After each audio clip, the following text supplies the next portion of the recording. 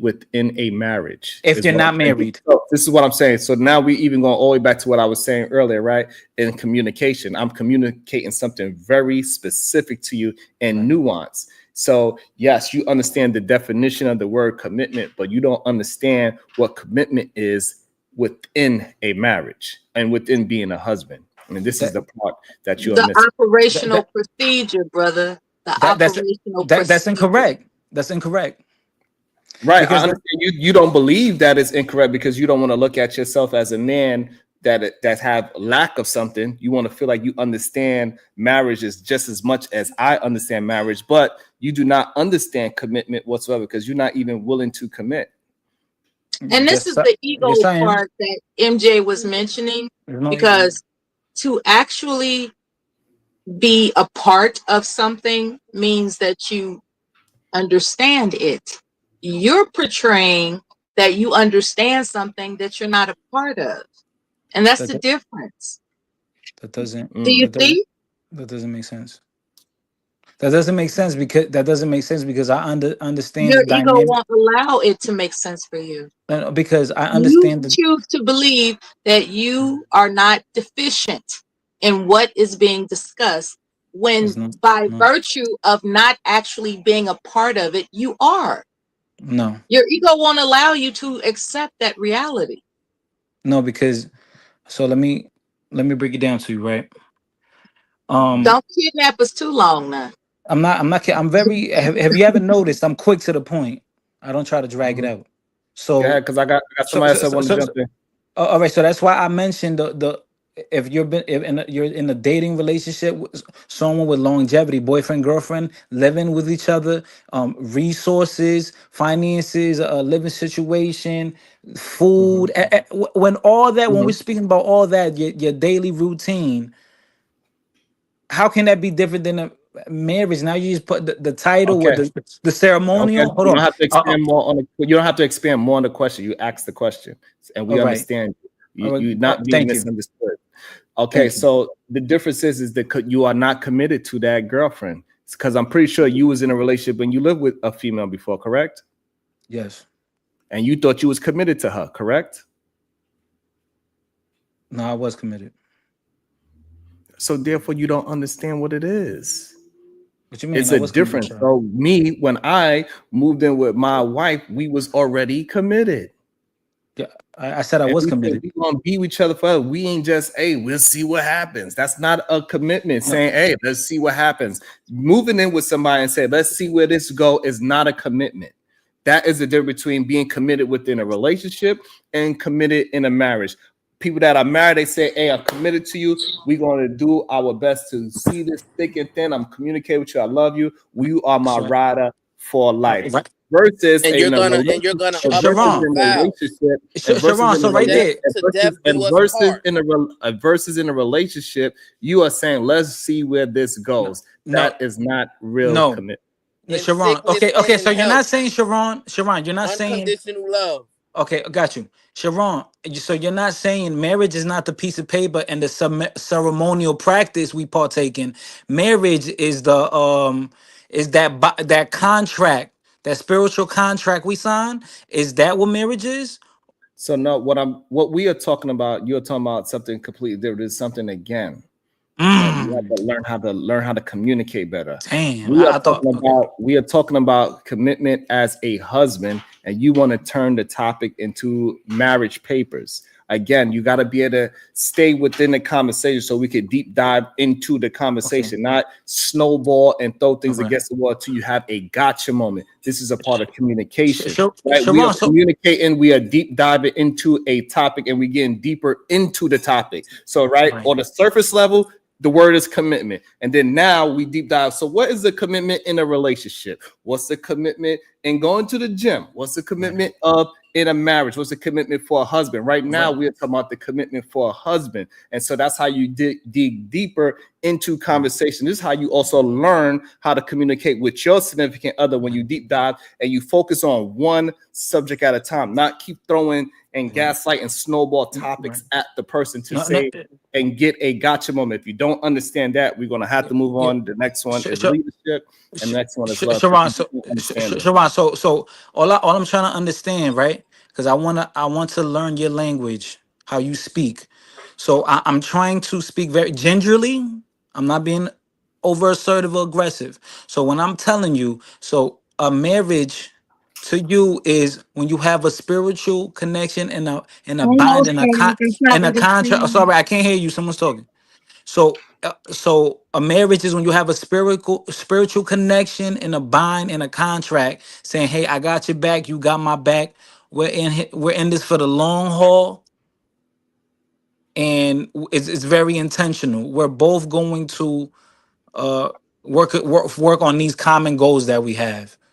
Is that And what a marriage is? Why are you asking me this question? No, because I just want to make sure. I want to have an understanding because I just broke it down. I just want to make sure that we have. Let me finish my question. Go ahead. I just broke down why we are not talking about marriage and why we are talking about husbands. We deep diving into husbandry, and you want to now again in real time change it back to a conversation or what something you should have an understanding, at least a basic knowledge of what marriage is. You should not be asking me what marriage is, right? They say there's no such thing as a stupid question, but there are.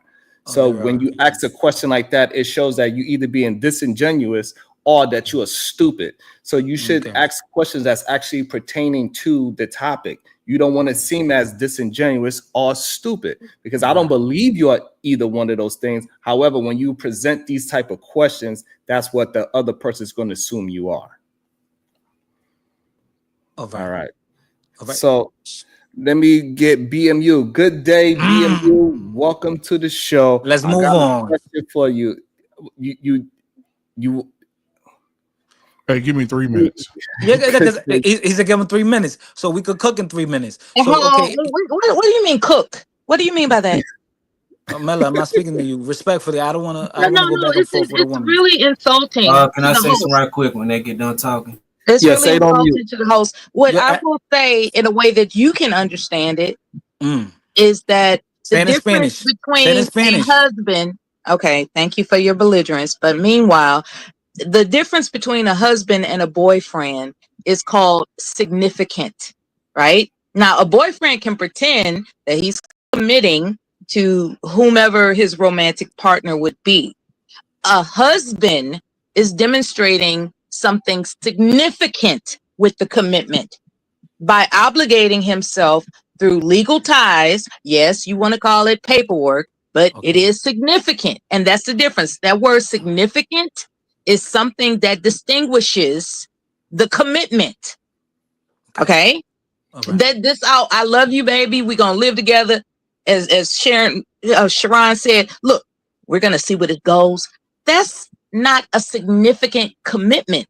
That's just being romantic partners pretending that it's going somewhere. A significant commitment is making sure that it's difficult to walk away. You cannot walk away from a significant commitment such as marriage and being a husband. That's significant. So being that you like words, please study the word significant. It distinguishes the two. And that's all I got to say. I apologize for offending you, but I wanted to say that. Thank you. I understand significant is significado, which means importance. I know what that means. Perfect. Also, we got HQ with the $2. No, salute to HQ. I apologize, beautiful. Also, we got OG Do Dirty. Stop cutting fight off, sir. Let him speak. Yeah, you know how they treat me over here. I just graduated a first-class citizen yesterday, so. Also, I got on the Cash App that says plain house ain't the same as marriage. Fuck out of here. You talking about? I couldn't tell. I mean, we knew someone up here that got married and within 45 days they were separated. Exactly. Great point. I'm glad that you brought that up. And that shows that man that did that, he had no idea how to be a husband. Thank you.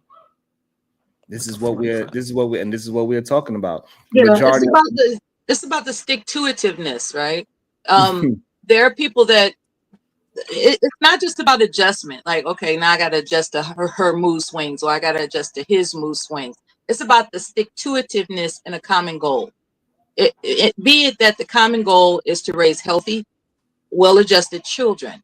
That's the common goal, right? And whatever it takes to design and adjust your personalities, ego, dare I say, whatever it takes to do that in the interest of reaching the goal is at hand. It's no different than two business partners who are serious about growing their business. They have to get along, and sometimes it takes sacrifice, meaning that although I perceive she's tripping, this too shall pass because we're still working on our goal. Although he's being selfish, we're going to have a conversation that's balanced, fair, leading to the result of the mutual understanding and reminder that we have a common goal. It's all about the common goal. When you establish that as a foundation in a marriage, you can work things out. And I want to say this out loud too. Cheaters are losers. Period. A man or a woman, they cheat because they got something to prove in their mind. Like you can't tell me that these excuses about having these urges and I'm not being satisfied. It's like, it's time to grow up and understand what the goal is, and stop making up excuses to distract yourself from the goal. That's called being mature. I like it. And another thing, a husband would be able to differentiate. He would be able to tell another married man, like, "Hey, why you acting like a boyfriend?" Right? He would be able to understand, like, a married man is supposed to move and act a certain way. Boyfriends don't have no real way how they're supposed to move and act. Society has cultivated the approval of debauchery, unfortunately. No, I would argue against that. I don't think that people, like a parent or friend, would advise their friend who's a boyfriend or girlfriend to cheat. They would also deem that wrong. Society would view that as just as wrong. They get cheating on your girlfriend or boyfriend. Yeah, but not in what society is that? Majority of men get props for having sex with as much women as he can, especially it doesn't matter if he has a girlfriend or not. Yeah, I mean, sure, even women view him as valuable. So no, hold on. What I'm trying to older men would tell a younger man, yeah, go ahead and pop shorty off. It doesn't matter if you have a girlfriend. It doesn't matter if you have a wife. A lot of men would still say, go ahead and pop off as many women as you can. Just don't get caught. That's what majority of men were saying. So this idea, what you were saying, that men look down upon that is a lie. No, that's incorrect. Because if my little brothers ask me for advice and I know that he has a girlfriend that he really likes and there's another young lady who's interested in him, I would tell her, listen, I would tell him, don't jeopardize your relationship with that girl that you're with. If you see a future, don't jeopardize that for another girl that you're probably just gonna sleep with her for one night. It's not worth it because she's meaningless. Shout out to you. I appreciate that. Hopefully I know most men will give that advice, Sharon. That is most men. No, it's not true because we hear it on these panels all the time. They are not giving that advice. Most men would say, "Hey, I love you. I'm going to be with you. I'm going to come home, but every once in a while I might cheat." That's the advice they give. It's not cheating if you tell the truth. So, all right. So why you bring that up? Tell the truth before or after? Before. All right. So you just don't walk out the door and tell us. If we are talking about cheating, this is again bad communicated. We're talking about cheating. Why are you bringing up something that is not considered cheating? Right? Because you just want to throw something against the wall, but it doesn't mean anything that you just said a truthful statement that has nothing to do with the conversation. This is when we got to learn how to communicate better. You just throwing a truth that has nothing to do with it is nonsense. So just stick to the topic. And once it's okay for you as a man to concede, say, you know what, that's a good point. I didn't see it that way. That's how we build as a community. It's how we build as men and women. We got to be able to concede to a good point. And then once we hear something good and we deem it as good, we need to implement those things in our life today, right away. There's no need to wait for tomorrow. Yeah. That's how we build a community. We don't wait. Honesty is the best policy. Right. Boy. Ambassador, man. The biggest difference to me when it comes to the difference between commitment as a boyfriend and commitment as a husband is when you're committed as a boyfriend, your commitment is circumstantial. Meaning at any point you can wake up and say, you know what? I want to walk away. I want to do something different. She can get sick and you say, well, you know what? I don't want to spend a significant time helping her recover and being there while she recovers and she's not being able to do anything for me. I just got to help her. When you're married, when you're a husband, your commitment level becomes unconditional. So you're never going to have the mindset that you're going to wake up in the morning and walk away. Whether you're in a good situation or bad situation. Okay. You're going to figure out. Brownsville, now I got it. Right. So what I'm saying is the problem that men have, right, who are not married and who express the desire that they don't want to be married is because they're not willing to reach the fulfillment of the commitment that a husband has to have. You want to remain being circumstantially committed. That as soon as circumstances change to the point to where you feel like that's going to inconvenience you, you want to walk away. You want to have the ability to escape, right? That to me is a weak mentality, right? And we got a lot of men out there expressing this weak mentality. Well, I don't want to marry her. I don't want to have this level of commitment because I don't want my livelihood to possibly be infringed upon because I gotta be there for her through thick and thin. You know what? I gotta think about my wife in every decision that I make. You don't gotta think about your girlfriend in every decision that you make. Because your commitment level is circumstantial. But when you're married and you have a wife, every decision that you make, you got to think of her and how it might affect her. So on a spiritual level, it's a different level of commitment. It's a higher level of commitment. On an emotional level, it's a higher level of commitment. On a mental level, it's a higher level of commitment. And on a physical level, it's a higher level of commitment. And that was my point of asking you, because if you're not married, then you can't really give anyone advice on that higher level of commitment because you're not actively doing it. Yeah, conversation is different. Totally different. I have to agree with Brownsville. Oh shit. That was the vote we needed. So yeah. So okay, so that's the thing, right? So I think people view being in a boyfriend girlfriend situation completely different from me, because that hasn't been my experience. I take that serious. You know, when say you're my girl, when I go outside, we're representing each other. I have your back. We live together. I look at that different than just a random girl in the street where I could just wake up tomorrow and say, "Oh, I'm good on you." Why you don't call her your wife? Same thing to me. It's the same thing. If you're my girlfriend, you're my wife. Why you don't call her your wife? Because according to society, because I adhere to it. You know, that paperwork is what makes the difference. Okay. And this is what Mello was saying. that significant Yeah.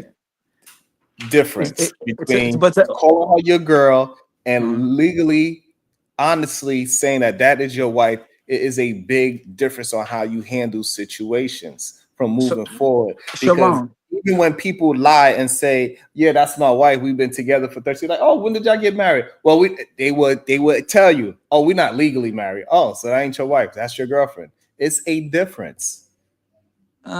See, I mean, so when I say yes, that's my wife. Okay. How long have y'all been married? Almost 2 decades. Wow, that is awesome. How did you get that far? Right? It's a different conversation. But if I was just with her, yeah, that's my wife, and then you ask me how long you've been married, oh, we've been dating for 10 years. You're like, oh, okay, conversation done. Nobody cares about you being in a relationship with another human being for 10, 20 years. It's not a good conversation. They don't care. Like, oh, yeah, right. So that's why earlier I asked for the definition, and you thought maybe I was trolling a gaslighter, and I wasn't. I was really trying to come to understanding. And now, so then, when we speak about the contractual agreement, the physical, tangible piece of paper. So now they have a thing with common law marriage. So how can we speak about those people who've been together over 10 years and under the same household? They most likely or probably have children together. And what was the difference? They didn't sign any paperwork, but they're married under the law. Right, when we keep trying to explain it to you, right? And for some reason it's just not computing. It's a commitment difference. Okay. But you don't understand what commitment is, and you don't understand how significant commitment means to the other person. It's just not something that you can grasp at this point in your life for whatever reason. All right. So those okay. So the people that under certain state guidelines and laws, they're considered married by common law. If they were really serious, they should have signed a piece of paper. That's what you're telling me.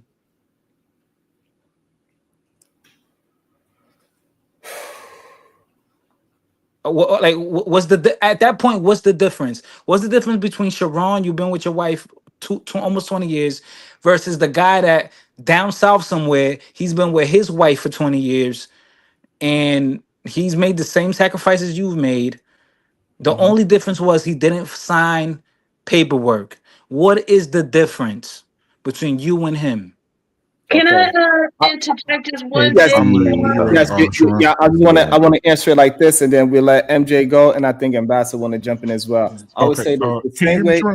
Yes, and he and BMU is back. So the difference is it's like the same difference between the drug dealer on the corner and a pharmacist. One is legal. One is committed to a higher version of the drug. They do research. They are committed to helping people. They are committed to board meetings. One is committed to a whole bunch of different things, and that would be the difference between a boyfriend and husband. One is at a higher level than the other one, and if you can't understand it in that comparison, I don't know. So the only difference. Before you let go, hold on. No, no need to hold on. You need to think for a second. Go ahead. 10 seconds, bro. 10 seconds. Go ahead. No. 10 seconds. No. Go ahead, MJ. So I just wanted to just talk about this common law marriage thing. Okay. Drug dealing is illegal. Common law isn't. Jesus Christ. That's why it's called a metaphor. Common law marriage is legal. However, it is not recognized in all states anymore. It used to back in the day. It doesn't. And people who do live in states that recognize common law marriage, there's 3 things that has to happen, right? You have to have the mutual intent to be married, right? Cohabitation, the couple must live with each other, and they have to present themselves as a married couple out and about in the public, meaning sharing last name or filing joint taxes. Okay, so when we talk about the common law marriage, you can be considered, if you're in those states that recognize it, as having a common law marriage within that particular jurisdiction, but you have to fit those particular qualifications, and you still have to joint file, right? So I just wanted to throw that out there just in case when people do want to talk about common law marriage and thinking that, well, we're just not a part of the state and we're getting over on taxes and stuff like that. No, there is you still have to fit those qualifications. You still have to be intend to actually marry the person later on down the road. It's just not just shacking up and cohabitating. Right. I like that. Go ahead, Ambassador, that we could bring BMU into it. Go ahead. Thank you for that, MJ. Thank you for that. It's also what question my bad. It's also how One more the thing. relationship you're having affects your conversation. Oh, go ahead. No, you good, Ambassador. Go ahead. I'm good. All right, cool. It also is what is it? How the conversations that you have and the connection between you and your wife or you and your significant other, what that implies to your wife or girlfriend's relationships too. So like just a quick example. I'm not gonna remember this old white man's name, but he's popular and he recently changed his position on prenuptial agreements. I'm not trying to bring that up too much, but the reason was that he realized how much pressure the wife gets from outside to maybe squeeze resources out of their husband to help their situation, whether it's a sister or cousin. We know he does well, so you guys are married, so you wouldn't have an issue being able to get that type of resources to help us. But if you guys are just boyfriend and girlfriend, that may not even be brought to you for real, because you guys don't have the connection to even ask something like that. Okay, so it's a lot of those things, and I don't want to.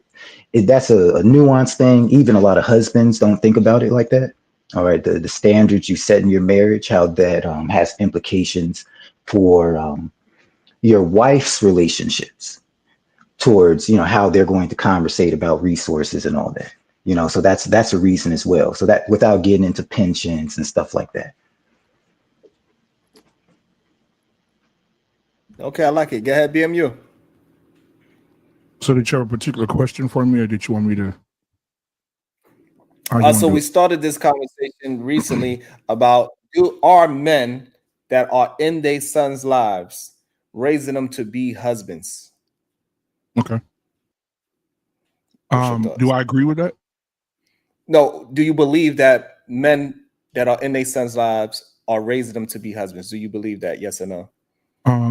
Yes. Okay, go ahead. Expand. I believe it because not only you could talk to a child, but I believe that children learn more by what they see rather than what they hear. And so the activity of you as a man, when they see you, they learn. And I remember as a child, I used to look at my father and say, I want to be like him. Or I look at my grandmother and my grandfather's marriage of 63 years and say, I want to be like that. Because of their actions. Not that he told me a lot of things. My dad told me a lot of things, but because of their actions, I remember their actions over their words. And I remember seeing my grandmother serve him until the day he died. I remember my grandfather serving her and being there and being the man, and she would listen to him because he was the authoritative figure in the house. And she was a biblical warrior and she lived by that word. Right. And so she believed her place and she knew her place and she was in that place with my grandfather. And I said, man, I want that. So their actions meant a lot. So I think. Now when we talk about the actions part, so you saying that is active husbands, you mean? So husbands can teach their sons how to be husbands through their actions. So what about men that are involved in their son's life, but they are not husbands? Because we know that is something that runs rampant in our situation of community. Also actions, because even if the man is not married to her or not with her, and she's a baby mama, he's a baby daddy, it's still actions. When I'm with my father, how he moves. Does he talk bad about my mom? Does he talk bad about my mom's family? Does he talk bad how my daddy moves when I'm with him? Do he got different women coming in and out of the house? Or does he respect his home? I don't meet any women unless he's seriously dating, engaged, or about to get married. But he needs to see the dating process. His son needs to see how he treats a woman that he's dating, that he's interested in. So he has to see his actions. Because you believe that majority of the men they are moving in actions as a way to show young men how to be husbands? I believe you say majority. Nah, I wouldn't say majority. No. Okay, because so your answer is sways differently between the co-parent fathers versus the husbands. Yes. Okay, because I wanted to make, because it sounded like it was a contradiction, but you saying it does difference is a difference between the co-parent involved father versus the because husband. Whether you're married or not, you still have a responsibility as a man to the children. So even if you're not, your actions still play a role because your child is around. If you're a good father and you spend time with your child, right? Because we talking about those fathers, right? We talking about at least the ones that are being co-parents. Yeah, if you're in their life. But there's a difference between teaching your son what a good father is versus teaching your son what a good husband is. BMU, it's impossible to teach your son what a good husband is when you've broken the commitment of marriage with his mother. Okay. If you're not actively BMU, so if I break my marriage commitment to my wife, you're saying that now, let's say my son is young, let's say he's 3, 4, 5, and I broke the commitment to his mother, that I can still teach him how to become a good husband? Okay, so again, now the world that we're living in today. So let's talk about the world that we're living in today, Brownsville. You and I both are Bible readers, right? So we're able to have this conversation, you and I, in the most respectful way possible. Most of the time, we talk about the responsibilities of a man. That's what we're going to say. We're talking about the responsibilities of a man.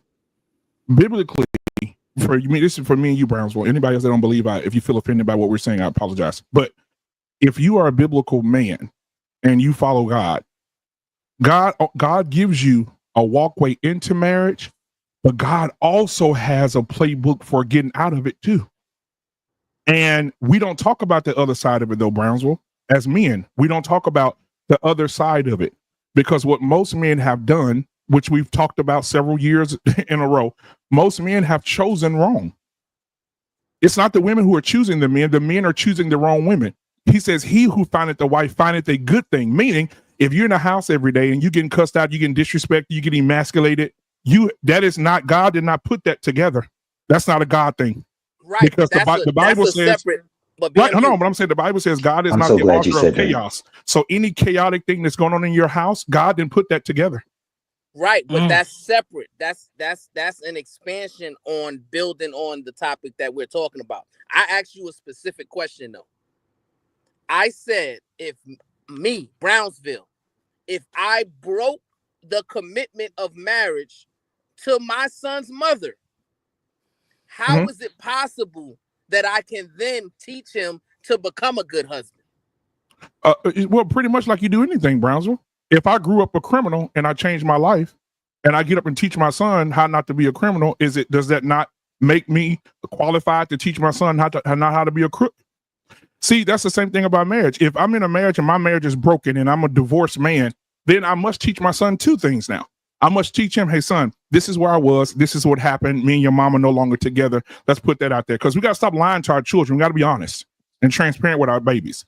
Hey, me and your mama didn't work out. We got a divorce. Divorce is a failure. And let's understand what that is. So your daddy failed in this area. What I want to do moving forward, son, is to teach you how not to fail. I want to teach you what I went through, what I did as a man that caused this, because we can't blame anything on your mama solely, because it involves two people. And I did some things to fail in the marriage, and so did she. But for me as a man, I failed in these areas. And this is the things that you have to be stronger in as a man that I wasn't. So I want to teach you the way to be stronger. The things that I've learned from the divorce, I don't want you to have to go through it. So let me teach you how to move. But see, on that other side though, BMU, the scripture says faith without works is what? Dead. Is dead. Right. Yeah. So what you're talking about is teaching him after you've already broken a commitment. You're teaching him by words, but your actions showed him that it's okay to walk away from a commitment. It's okay to walk away from marriage. Right? Okay. So Yeah. so your words and your actions are lining up as a hypocrite. And this is what we got to get away from. Let's stop being hypocrites out here. No, what we should be telling these young men and these older men and these married men is, when it comes to teaching your son to become a good husband, the only way you can possibly do it to where it's worthy is if you're actively showing him by how you're treating his mother in the home, committed to her, married to her, so that he can see what it's like to be a good husband on the bad days. I have a question. What it's like to be a good husband on a good day.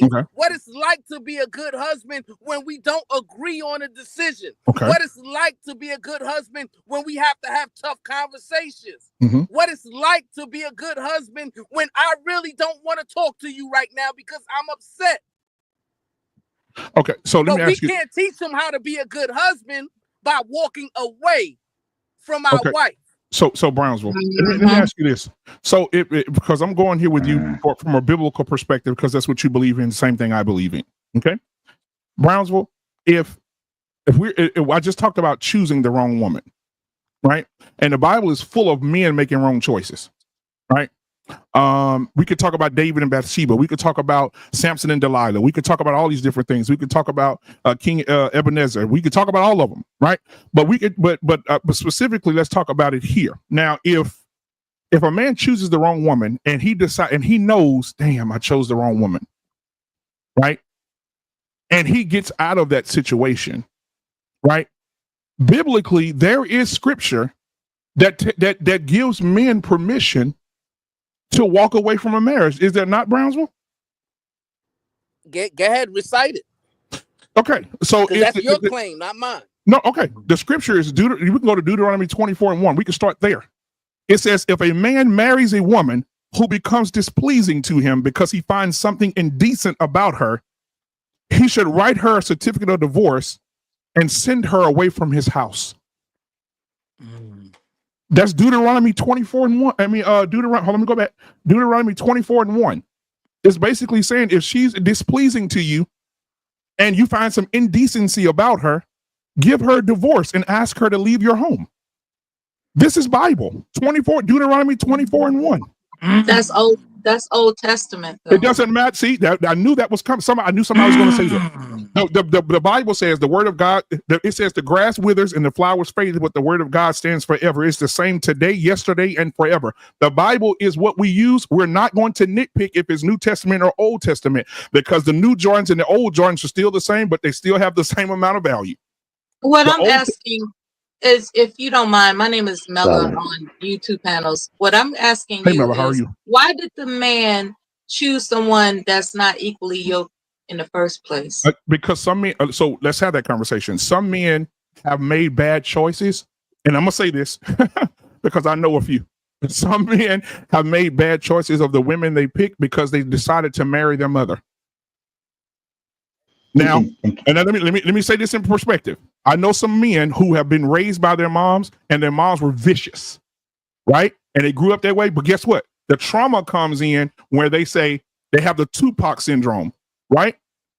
Even though mama was a crackhead, she still was a queen, right? So they look at their mama like, my mama loved me in spite of her cussing me out. So yesterday she called me, you look like your daddy, you stupid ass little boy, go sit down. But today she fixed me some food. She told me she loved me. What happens is when he grows up, when he meets that woman that he should not be with and he make a wrong choice, she's going to start saying those things to him, and he's going to think that's love. Men, it's a mental disorder. Men think that's really love, and it's toxic. When a woman sits there and talks about you, de-emasculates you, it's not okay. And so what happens is there needs to be a huge exodus of men who have married the characteristics of their mother. And men need to go get therapy and go sit down in a therapist and be delivered from being in toxic relationships. And it don't even have to be the mom. It could be somebody that raised them. It could be somebody in the family, an aunt or somebody like that. It doesn't matter who raised them, but they take on those characteristics and they start falling in love with what raised them. All right. With that being said, if I can add to marriage this, counseling is. I got you, Ambassador. would you say premarital counseling is something that's lacking in the Black community? Absolutely. I think white people Okay, do it. thank you for responding. Thank you. Yeah, absolutely. I think white people do premarital counseling 100% more than we do. I think we get excited about the wedding dress, but we don't get excited about preparing for the mess. BMU. I was just going to add BMU, real quick. BMU. Hold on. Okay, well, Ambassador, I ain't get a chance to talk. Ambassador wanted to jump in. Go ahead, Ambassador. I'm just adding on to what BMU say. I agree 100% what he said. I was just going to say that a lot of that, the men are moving in ignorance, and then you have this thing of compiling the ignorance, where we think that our masculinity or the level of our masculinity is going to be able to convert her into something other than what your mother was, or it's going to compel her. That's when I come up here and say the BBC will compel thee, that type of energy. They think that it's going to compel her to then become a wife that was suited for him, regardless of what he's looking over the red flags, and obviously she's probably not going to be a good wife for you. But then we compile that. So now I want to showcase. Hold on. Bro, I'm leaving Bronzeville. I'm a log out. You know what I'm saying? I thank you guys for this talk. I loved it. I just wanted to show Brownsville BMU. I can showcase right here Exhibit A, which is Unc Bracy. He putting me on the game how to be a husband one day, right? He was a failure, right? He effed up. And then look, he changed around, and now he's trying to teach young men like myself how to become a husband. He effed up early in the game, right? How many baby moms you got, Sharon? 1, 2, 3. So, we shouldn't hold that against people, their past or the mistakes they made or failures, right? We shouldn't hold failures against people, right? And I'm showing that because I'm actively being a good husband, correct? Yeah, right, and that would be my question to Brown. Make sure we clear. So, like you said, I'm a failure, but I'm showing because I'm actively being a husband and right. a provider. And that's what be my question for Brownsville. Like, how, since you've changed your life and you've made mistakes and done things, and you're still in your children's lives, is if your daughter comes to you from your previous relationship and talk to you about marriage, does Brownsville feel like you're unqualified to talk about marriage since you didn't marry their mom? And does he feel like that's a broken home? That you didn't marry their mom? Is it okay for you to talk to your daughter about marriage if you broke up with her mom and didn't marry your mom? So while cousin get his microphone together, I think is easy said when it's on the female side, right? A lot of times I'm hearing the conversations. For some reason, it's easy for men to say these young ladies don't know how to be wives because most of their mothers ain't wives, because they cannot teach these young ladies how to be wives. But for some reason, when they turn to the other foot with men, we have some kind of fantasy that all these men have the knowledge to be good husbands. And it's just not true. If it's going to fit for that, it's going to fit for us as well. Majority of these men are not husbands, and they're not active husbands. And this is why they don't know how to explain and express how to be a active husband. And that's why I know Brownsville Mike was messed up. He just came back in, so I'm glad he back. But Brownsville, did you get a chance to hear my question? No, what was your question? My question was since Sharon has changed his life significantly, and he has children outside of his wife with other women, and if his daughter came to him today and asked him, Daddy, I want to know more about marriage, do you feel as if Sharon is qualified to talk to his daughter about marriage since he didn't marry her mom and they're not a family? Yes, he's qualified to talk to her about marriage because he's actively in a marriage right now. But you just said if the family is broken. A few minutes ago, you said if the family is broken and the father is not there, how can we talk about that? Because right now he's looking at his daughter can potentially look at him being married to another woman, and in her head she could be saying, "Well, why was my mom not good enough?" You see what I'm saying? Here's the delineation, right? Here's the difference. So we said teaching a child to be a husband or wife. Now he can't teach his daughter how to be a wife, right? Right. But he can give her advice on what to look for in a husband, right? But when you are breaking the commitment to the child's mother, what you're teaching them in that moment is how to break a commitment, right? You're not teaching them how to keep a commitment, how to maintain a commitment. You're not showing them that. You can tell them that in words, but your actions are hypocritical, right? So what is a child gonna believe? Is the child gonna believe your words, or is the child gonna believe your actions? Okay, and again, and Brownsville, you making a hold on, BMU. Let me finish. Okay, go ahead. I think, and I believe that children respond more to actions than they do words. Of course, right? If you tell them not to drink, but every day you come home from work, they see a beer in your hand, they're not going to listen to what you're telling them not to do. They're going to listen to what you're showing them to do. Mm-hmm. So what I'm saying is actions speak louder than words, my brother. And yes, you gave a scripture, Deuteronomy 24:1, which gave a godly man, I put that in quotes, a godly man, a specific reason to divorce his wife in ancient Israel, right? But that doesn't translate to why men are divorcing their wives today who are ungodly. But how do we measure that, Brownsville? Who's godly and who's ungodly? The way, how does anybody measure anything? Exactly. As soon as you open your mouth, I can tell if you're godly or ungodly. How you communicate, how you move, how you respond, how you interact. Okay. I can tell if you're more moved by the world or you are more apt to listen to what God is telling you to do. Right. But see, men get online and they look in the scriptures for excuses to act worldly and then try to mask it and disguise it as, well, this is what God told me to do. Okay, and that's unethical. That's illogical. That's deceitful as well. I need men to stop deceiving young men and young women out there. I think that we're missing something. I think that we're talking about the leadership of men, which is amazing. But I think we're missing something here. I think we're missing the mind of children. And let me give you an example. Anecdotally, my sister and her husband got a divorce. Okay. They have 2 boys. My sister started having some issues with her son, and the daddy was aggressive with him, like, hey, you need to do this, hey, come on.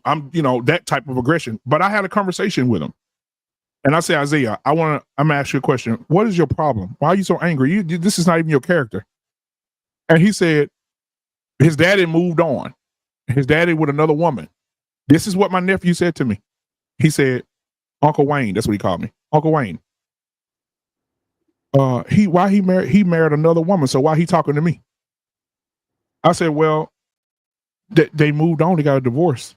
He said that doesn't matter. He said, so he went and married her, and now they finna have kids together, but he couldn't be married to my mama. Now, keep in mind, his daddy is there for him. Every game, money, not a problem, spend time with him. He's over his house every goddamn day. They just live in the same town, same city. He don't have to. My sister not even putting the man on child support. The man loves his son, but he has anger towards his dad because his dad and his mom is not together. Right. And that's the point that I was making. My point, BMU. Hold on. But let me finish. That's the point I was making about the point. But hold on, let me finish. That's what the point I was making about the Sharon situation. What if his daughter, in her mind, and I'm not saying this, Sharon, I'm just using this example. If his daughter, in her mind, says, you know what? I want to see what marriage looks like, but daddy gave me some advice, but daddy really can't give me. I don't want to hear that because I want him to be here with my mama. Why him and mama can't be married and we be a family here together, all 3 of us? I don't want to hear about his marriage with another woman. What's wrong with my mama? Why he ain't marrying my mama? See, kids we have to think about what the kids thinking. The kids thinking something completely different than what we thinking. But see now, but now you're contradicting your own thoughts and your own words, my brother, because you was the one who came on a platform and said that, yes, men can still teach their sons how to be good husbands, even though they broke the commitment with their mothers. Right. And then I said, what did I just say? I said, I forgot something. Now, I said I forgot. 30 minutes later, but BMU, my brother, listen. Now, 30 minutes later, you're trying to condemn Sharon for the same exact thing that you said was okay. No. I didn't condemn him. I said, let me go back and preface what I said, because sometimes we miss words. I just said, and anybody can go rewind the tape. I said, I think that we are forgetting something. Did I not? I said, I think we're forgetting something. So let me add something here. We're forgetting about the feelings of the children and how they feel. So I added that. I didn't, when I started out, I said what I said, but I was like, oh, wait a minute. We're talking about us as leaders and what we need to show the kids. But what about what they think and how they feel? What about their emotions? What about what they have to deal with at 13, 14, 15 years old? So let me ask you, BMU. So which one is it? Do you believe in what I'm saying, or do you believe in what you're saying? Because what you said and what I said is two different things. Okay, what I said was when a man is actively married to a woman and he has a son, right? In order for you to teach him how to be a good husband, it can't be just with words. It has to be with actions. You have to show him. I agree. Show him what it's like to stay committed in the good and bad times. Right? If you show him that it's okay to walk away, then you've no longer taught him how to become a good husband. You've taught him how to become a divorced man. What you said when you first got on the platform of my brother BMU, you said yes. You said even if you divorce the child's mother, you can still teach him how to become a good husband. And now you're going back and agreeing with me. So I'm asking you, which one do you agree with? Do you agree with yourself, or do you agree with me? I agree. Again, I agree transparently with you and some of the things I said. We both made great points. What I'm saying, that's why I said I forgot something, because I wanted to add that forgotten piece in there, because we can get to talking about all this stuff as leaders, but man, when do we ever consider the children? When do we ever consider their emotions and their feelings? So even if I go to teach him, let's put both of them together here, Brownsville. Even if I go teach him, but in actions, how to be a man, even if I'm not with his mom, that still does not stop the child from thinking what they want, what they thinking. It's still not. So some kids are acting out. Some kids are angry. Some kids are fighting. Some kids are using language they wouldn't normally use. Their character is different. And sometimes eternally and internally, these kids are angry and upset because they're looking at their mama struggling at home. And then they're looking at their daddy across town remarried with another family, or vice versa. Or vice versa. BMU. So what they're saying, what Sharon and Brownsville are spewing, is that you're allowed to counsel your child on marriage or how to be a husband only if you're a divorcee, only if you're remarried. But if you're not remarried yet, you can't give the advice. But the moment you're remarried, then you can give the advice. That's what they're telling you. I don't think that's necessarily what they're saying. I think what they're saying. This is only my opinion. Yeah. I think what they're trying to say is that you can give advice, but the advice that you're going to give is like the things not to do. That is not necessarily giving the advice of what you should do and what has been successful in retaining the relationship. So that's what I really believe that they're trying to say. Like, they can look and see, all right, maybe cursing each other out, that is not a good thing. I learned from that mistake. Don't curse each other out. Show a level of respect all the time, right? And maybe you'll get a different outcome. Like that. You can't say, like, that's just like me telling a woman who is married or who have been married, right? Telling her, even a divorcee, telling her, well, guess what? You were a bad wife, and you didn't know how to do anything. You didn't know how to be a wife. But then she'll look at me like, bitch, you ain't even one, right? So she went through a process that I didn't have to go through. And I got to respect that. You know what I'm saying? I have to respect that. And if she's a divorcee and a failed marriage is a fail nonetheless, she can advise me on things that possibly she felt that maybe she didn't do, or that, that she contribute to why the relationship didn't work. You know what I'm saying? But necessarily, I wouldn't go and say, I'm going to learn from a divorcee how to have a healthy, great relationship, because there wasn't a healthy, great relationship there. Jennifer Lopez, Jennifer Lopez could teach women how to. All right, we're not going to entertain that question. I know. Yeah, nigga, run away from accountability. I know. That's true. Marvis, you have something to say? Piece of shit, Tether. Just real quick. Two things I'm trying to realize in the conversation. I don't think it's really determined by self whether you are somewhat a good or bad spouse. I think the spouse that's in the situation is the one who's going to determine whether it's good or bad for them. And then secondly, when it comes to the title of can you teach, I think for the most part, you can be given principles, and then from what you have, like I can give you things, but you have to build that for yourself ultimately. I can't, because I tell you right now, life doesn't come with a manual guide. You know what I'm saying? Like I can't tell you how to be a good parent, Sharon. I can't tell no one how to raise their kids. And it's the same thing I look at marriage. I can't tell you how to run your marriage. I can't tell you what makes a good wife or good husband. Only your spouse, in which you guys understand from each other, how y'all built with each other, your outcomes based on your decisions. That's going to determine what it is that y'all have, whether it's fruitful or destructive. So we can go through the whole, pathways. You could take this path, take that path to be in a better situation for yourselves, but you have to determine that, which is why I started off by saying, no one taught me how to be a husband. I wasn't raised to be a husband. No, absolutely not. That was something I had to figure out for myself. Now, my parents, they did give me some good guidance. I got some good foundation to build off of. But as far as teaching me how to build, that's something I had to do for myself. I'm just glad they gave me the tools. So Marvelous. I 100% agree with everything you just said. And I'm glad you said it because it's 100% true. Your spouse determines whether the marriage is good, whether you're good to her or not, right? So let me ask you a question, Marvelous. So if I divorce my spouse and now she no longer likes me, was I a good spouse to her? So you're the person that initiate divorce and not want to be with that person no more. No. Don't get stuck on. No, I'm just trying to figure out. I'm just asking you a specific question. Yeah. If me and my spouse are no longer married, we're divorced, and when you talk to her, she no longer likes me. Okay. Right? Yeah. What is the determination of whether I was a good husband or not? What does that say? It's irrelevant. You're no longer a husband. Exactly. Whether you're good or bad, it's irrelevant. You're no longer a husband. Exactly. But I'm talking about, but you can still make a judgment on whether I was a good husband when I was with her.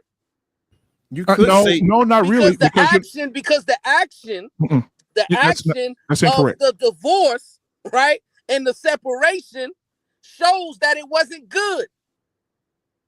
But that's incorrect because people are going to go through people are going to go through their emotional trials and tribulations once a divorce happens, because divorce is hard on people. It changes people. And so if she's divorced and she's no longer with a man, or vice versa, he's no longer with her, both ways, they're going to have some type of animosity within themselves because of the failure. Nobody wants to fail. Nobody likes failure. So let me ask you a question, BMU. Let me ask you a question. So do you believe that wives are just out here willy-nilly divorcing good husbands? I do. Yes, absolutely. Okay, well, are you familiar? Let me ask you real quick, Brownsville. Let me ask you a question. Because I don't believe that. Because I know you believe that there's wives out here, and I want some wives. Please hit the panel. If you're a wife out there right now, because they just made a claim and they said that there's wives out here willy-nilly just divorcing good husbands. Brownsville. So let me say this, because I know you watch a lot of content. I'd love to answer this question. So the other day, Anton had a lady on his show, and the lady on his show says, I got up one morning and I felt like I just wanted to love myself. And she said, my husband is amazing. She said, but what I felt like I needed to do does not have anything to do with my husband or my children. She said, so I applied for another job in a whole nother state. And I got that job and I moved and I left my kids and my husband so I can start loving me more. And she said, I love my husband and my children, but I just feel like this season in my life, I just need to be alone. And she left him with the children and moved to another state, another city, and got a job. It sounded like he put her in an environment where she didn't feel like she can love on herself. She said she. It sounds like no, it really does. If she can't love, I don't understand that. Like, how do you get into a union with someone and then you don't even feel like you're even loving yourself? Like, the union is not even the biggest sign of you loving yourself. That's the issue. If you're in a union with someone and you feel like you're taking away from yourself, you're extracting from yourself, it's not a gain anymore. That's where her mindset was, that she literally had to push everybody aside and go across the country to go identify who she is. But MJ, isn't that the same sacrifice? Isn't that the same sacrifice though, MJ? And I ain't talked to you in a while, so hey girl. But ain't that the same sacrifice that we're asking of men? Men to sacrifice everything, come home every day, pound that pavement, make that money, provide for your family, protect your family, be the visionary, be the pastor in the house. Because the Bible says the first pastor that any wife should have is her husband. So you have to be the pastor, the provider. You have to protect your children. You have to protect their spirit, cover them in prayer, make sure that you're communicating. All those sacrifices. I can't get up in the morning and say, you know what? I need to love on me more because I'm drained. And I'm going to move to another state and leave my wife here with these kids. That would make me a sucker. I mean, I understand that, but here's the thing, BMU, a lot of men do that. And you got to understand too, a lot of men who are married, their duty, that y'all talk about is conditional. And the wives that you have in your house realize that you only show duty by the conditions that are beneficial to you. No, and MJ, if you don't MJ, get those, I'm serious. MJ, I'm not saying all. MJ, I'm not saying. Hold on, BMU. I'm not saying all, but I'm just saying those are some of the situations as into why you see women-led divorces. That the duty that the man that they're married is conditional. Meaning they're not dutiful anymore if there's no longer a benefit to them, or they're not getting exactly what they want when they want it. So it becomes transactional. And I thought that part of transactional should not be in the union of marriage. Okay, so let me ask this question real quick, because I know for a fact, right? We've had disagreements, but I'm always going to give the man their flowers. I know for a fact that Brownsville is a great man of God and he loves his wife and his children. I know that Sharon gets up every day and he does what he has to do for his wife and his children. Marvelous, you're married too, right? You get up every day for your wife and children. That's me. That's 1, 2, 3, 4 men on this panel who are married and saying this. So the people in chat, they're saying it's only one person. I'm talking about men right now. Now, I want to ask this question. There are times where Brownsville may get up in the morning and say, man, I don't feel like hitting that pavement today. But guess what Brownsville does? Brownsville get his butt up and he goes to work and he provides, whether he drained, whether he tired, whether he don't feel like it. When his wife want to have a conversation with him, even though he had a long day, Brownsville going to sit down and have that conversation with his wife because that's the kind of man he is. Sharon's going to do that. I'm going to do that. So we're draining ourselves. We're coming in listening to conversations where you're telling us about your day, even though we may have had a long, draining, unproductive day sometimes, or didn't even want to be a part of the work that day. We still get up and do the work and we're drained, and it is not. And so this is what men do. And it's on this panel right now, it's 4 of us here who are doing the exact thing that we should, even when we don't feel like it, even when we're sick, even when you got hints of the flu, even when you coughing, your allergies messing up, you got to go and provide and be there for your children and your wife. We can't opt out. I understand that there's 4 men that does that. That 4 men, those 4 examples cannot speak for the 5, masses. I'm sorry. You know, that 4 men cannot speak for the masses. It really can't. I understand that you want to show it as an example, that is out there and that men think that way. However, there is the other side. There are literally relationships and marriages where the duty, the loyalty, the respect, the care, the compassion, the concern, the empathy is all conditional, as into if they are continuing to get exactly what they want out of it. And MJ, do you agree that it goes both ways? Absolutely. Thank you. Wait, I have one thing I But can say. There's two things I can say. We forget the autonomy of women. This is the part where it starts turning into the he shade, she shade. If we start talking about the requirements of the institution, the woman has her own autonomy if she wants to continue to give up her individual expression to stay within a marriage. Marriage does require a level of sacrificing your individual expression to sustain the marriage. And she can exercise getting back that individual expression through divorce or through, a walking divorce or whatever the case is. Both people have to acknowledge that there's a sacrifice to be in that institution. If she doesn't want to do that anymore, she has her own autonomy on that. So I agree, but here's one thing about that, Ambassador. A lot of the time with these relationships and marriages, men don't give up their identity. They don't give up who they are to be in that relationship or be in that marriage. The same way that you're applying it to women. And I think, if anything, if you're going to be in a union with someone, it's supposed to be both who is now identifying what they're going to look like and how they're going to show up in the world. But what we're having is that the woman is the only one who has to now take on this new identity, and the man can continue to take on the same identity he had prior to that union and prior to that marriage. See, that is why I use the term individual expression, right? Because when we start using we start going into identity, it kind of implies that one person is sacrificing more than the other. Right. But that man, just by being in marriage, has to sacrifice a piece of individual expression. All right. I don't know a lot of men who are bringing in random women and functioning into their married household just blatantly or like they're single. So they have sacrificed a form of individual expression. And if either partner, man or female, right? Man or woman, my bad, they want to get that individual expression back, regardless of the levels of maybe I gave more or maybe I gave less, whatever I gave, I want it back. Okay. But a good example of that is finding out all these unions or finding out all these marriages, whether they're religious or not, these men have committed infidelity.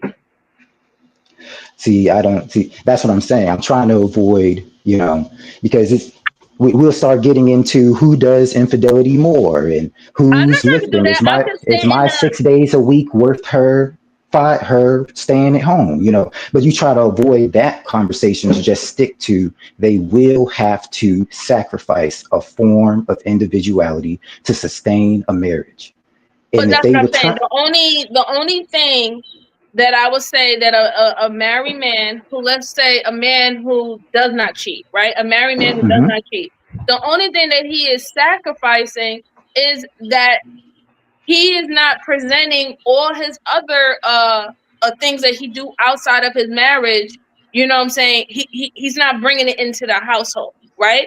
But he's still operating, or he could still operate as a single man outside of the household and be completely married. We see examples of that.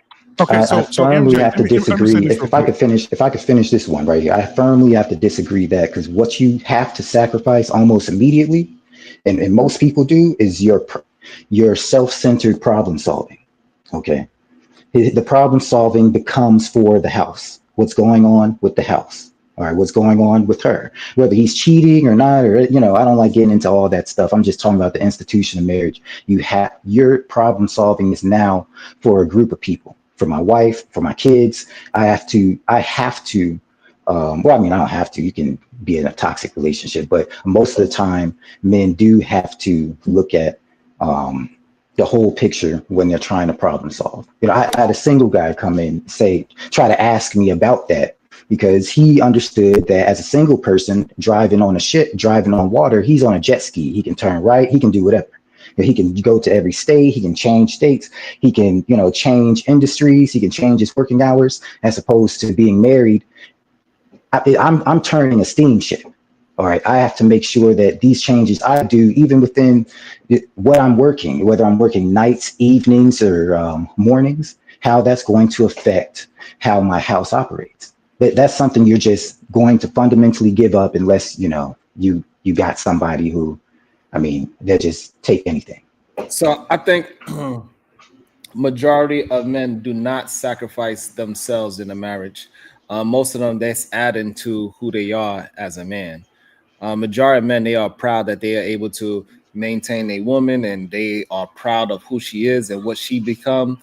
They proud of what she looks like, her job, or if she's a stand, whatever she is, he is proud of her. If we talk about healthy relationships, of course, whether if it's a stay-at-home mom or a working mom or working wife, I should say, or a stay-at-home wife.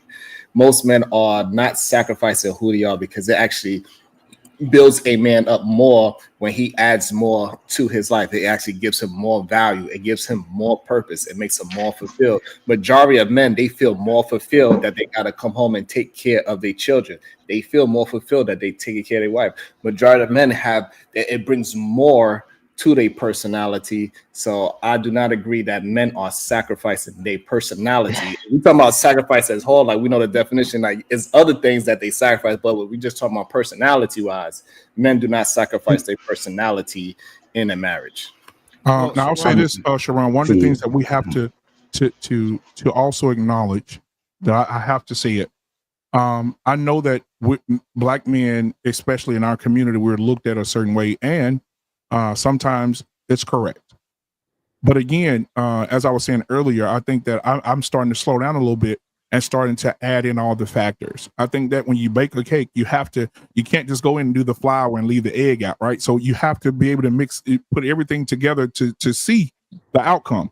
And I think one of the things that some men are trash. Okay, we have to say that, right? But we also have to consider the men who are in stress, who are in marriages. And if we look at this Brownsville statistically, we're seeing an uptick and a rise in married men, especially, who are taking their own lives.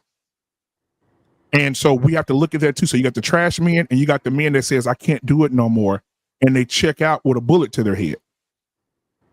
Or in that manner too. And that's a lot. If you go look at that number, Black men lead in self-deletion over white men, Black women, Hispanic men and women combined. We taking ourselves out at an alarming rate. So you also have to add that factor too. We ain't out here just cheating. Some men are just they're also taking their lives too. All right, this one thing. Right, but we took it off the but I just want to add this, Sharon, my bad. Oh, yeah, I'm about to say I took it off the cheating situation and all that. So go ahead. I want to say, I got something to say too. All right, say it on mute. Go ahead, Marvelous. This is what I got from what y'all talking the last 5 minutes. Not funny. Fulfillment. We're talking about fulfillment here, but I think the issue comes down. The reason why people in general find it hard to be fulfilled in their lives is because it's hard to be satisfied with themselves, whether it's something they have done to improve or even things they have done to set themselves back. It's hard to accept the things you have or be grateful for the things you have accomplished or have done, and just giving yourself grace for the things that you have failed to do. And you can't have peace with that. So a lot of people struggle eternally with themselves. And honestly, a lot of it is like when they run from themselves to project outwardly to the world and say that the world's issues are this, and that. And it's not really that these situations they're real, but they're not necessarily a problem that you have to accept. First, you have to learn to accept yourself and your situation. And a lot of people, I don't think they're like who get out of marriages and stuff like that. It's hard for them to accept the situation when they can't even accept themselves. So they figure like I had to go find myself. And it's like, well, that's something that could have been achieved before you got into the situation. But again, it all comes down to, did you ever really love yourself? And if you could at least say, no, I didn't really love myself. So how could you love the person you was with? Or how could the person even love you for that matter? You know what I'm saying? So it's like, at the end of the day, the fulfillment problem is on self. And can you be satisfied? That's like one of the hardest things for people to do. And no matter what category it is, hobbies or anything, it's hard for people to be satisfied. It's hard for people to be grateful or to have grace. That's fine. But let's get back to that. We agree with that. But I want to get back to the topic though. So do you believe that men sacrificing their personalities in marriages? You shouldn't have to sacrifice your personality. Yeah, that was the topic. That's what makes you who you are. Yeah, that's the formula of who you are. So you shouldn't have to sacrifice your personality, because perception is reality. When a woman meets you, she's attracted to that personality. So why would you have to sacrifice the thing that made her fall for you? Right. So, yeah, for men, do not sacrifice their personality in marriage. But women, they have to usually, because they got to do a lot more mothering. They don't have to be more calm. They have to become the teacher of Explain that one, Sharon, because I'm lost with that. Because like, I don't understand. I've been married for 14 years, and my wife's personality is still the same. You are who you are. So how do you sacrifice who as an individual, your character, your decision making? How do you? And seriously, it's how you make decisions. So how are you sacrificing how you make decisions? Unless you're being compromised in a way where you say you make all decisions for me. That's the only way I can see it. So yeah, so women, they feel like they personality gets pushed to the backside, and they become more of wife mother. So they get stuck into that wife mother role. They're not no longer being who they originally was when they met you. They close that part down. If they are a dancing mom, they don't dance as much in the house. Or if they are a fun mom, they're like, damn, I forgot how to have fun. This is why it's important for husbands to take their wives out by themselves, and you go on dates with your wife so they can remember who they are. However, a lot of times in these relationships, the women forget who they are because they're so focused on taking care of the kids, making sure the husband is healthy, making sure everybody's eating. And this is why we always see those memes of wives. They look all raggedy after they get married. They have the housewear clothes on, kid hanging off of them, they got spaghetti on their shirt and all these things. So they kind of tend to forget who they are within relationships. And we as husbands we have to pay attention to that, make sure they remember who they are by enjoying life again, and not just. When did this behavior start? When did it start? Oh wait, I was gonna say this before we go there. Hold up. I don't think that it's my opinion. Okay, people do change. Period. Over time, you're not just one thing, you're many things based upon your actions that you take, and you're going to evolve and you're going to change over life. Period. That's everybody. Like you said, you add on things to you. She add on the fact that she is a mother now. Yes, that's going to have an impact on your life. Just like I add on, you know what I'm saying? Like there's things you add on to you, but the base of who you are, honestly, if you love your spouse, you should be able to see yourself reflected in your spouse. You should be, like you said, a reminder. You're going to see yourself and your children. That too, like your children honestly remind you too, because that's another reflection that you just created in your life. So if you're losing sight of self, that's a you thing. That's not something that I can control or your children control. You have to be the person to see that in yourself. That's not true. Wow. This is something when you within a marriage and you create a family, this is something that husbands really got to pay attention to. A lot of times, if you just listen to what up, Nightish? If you listen to them, a lot of times they would say in conversation, I haven't spoken to an adult in so long.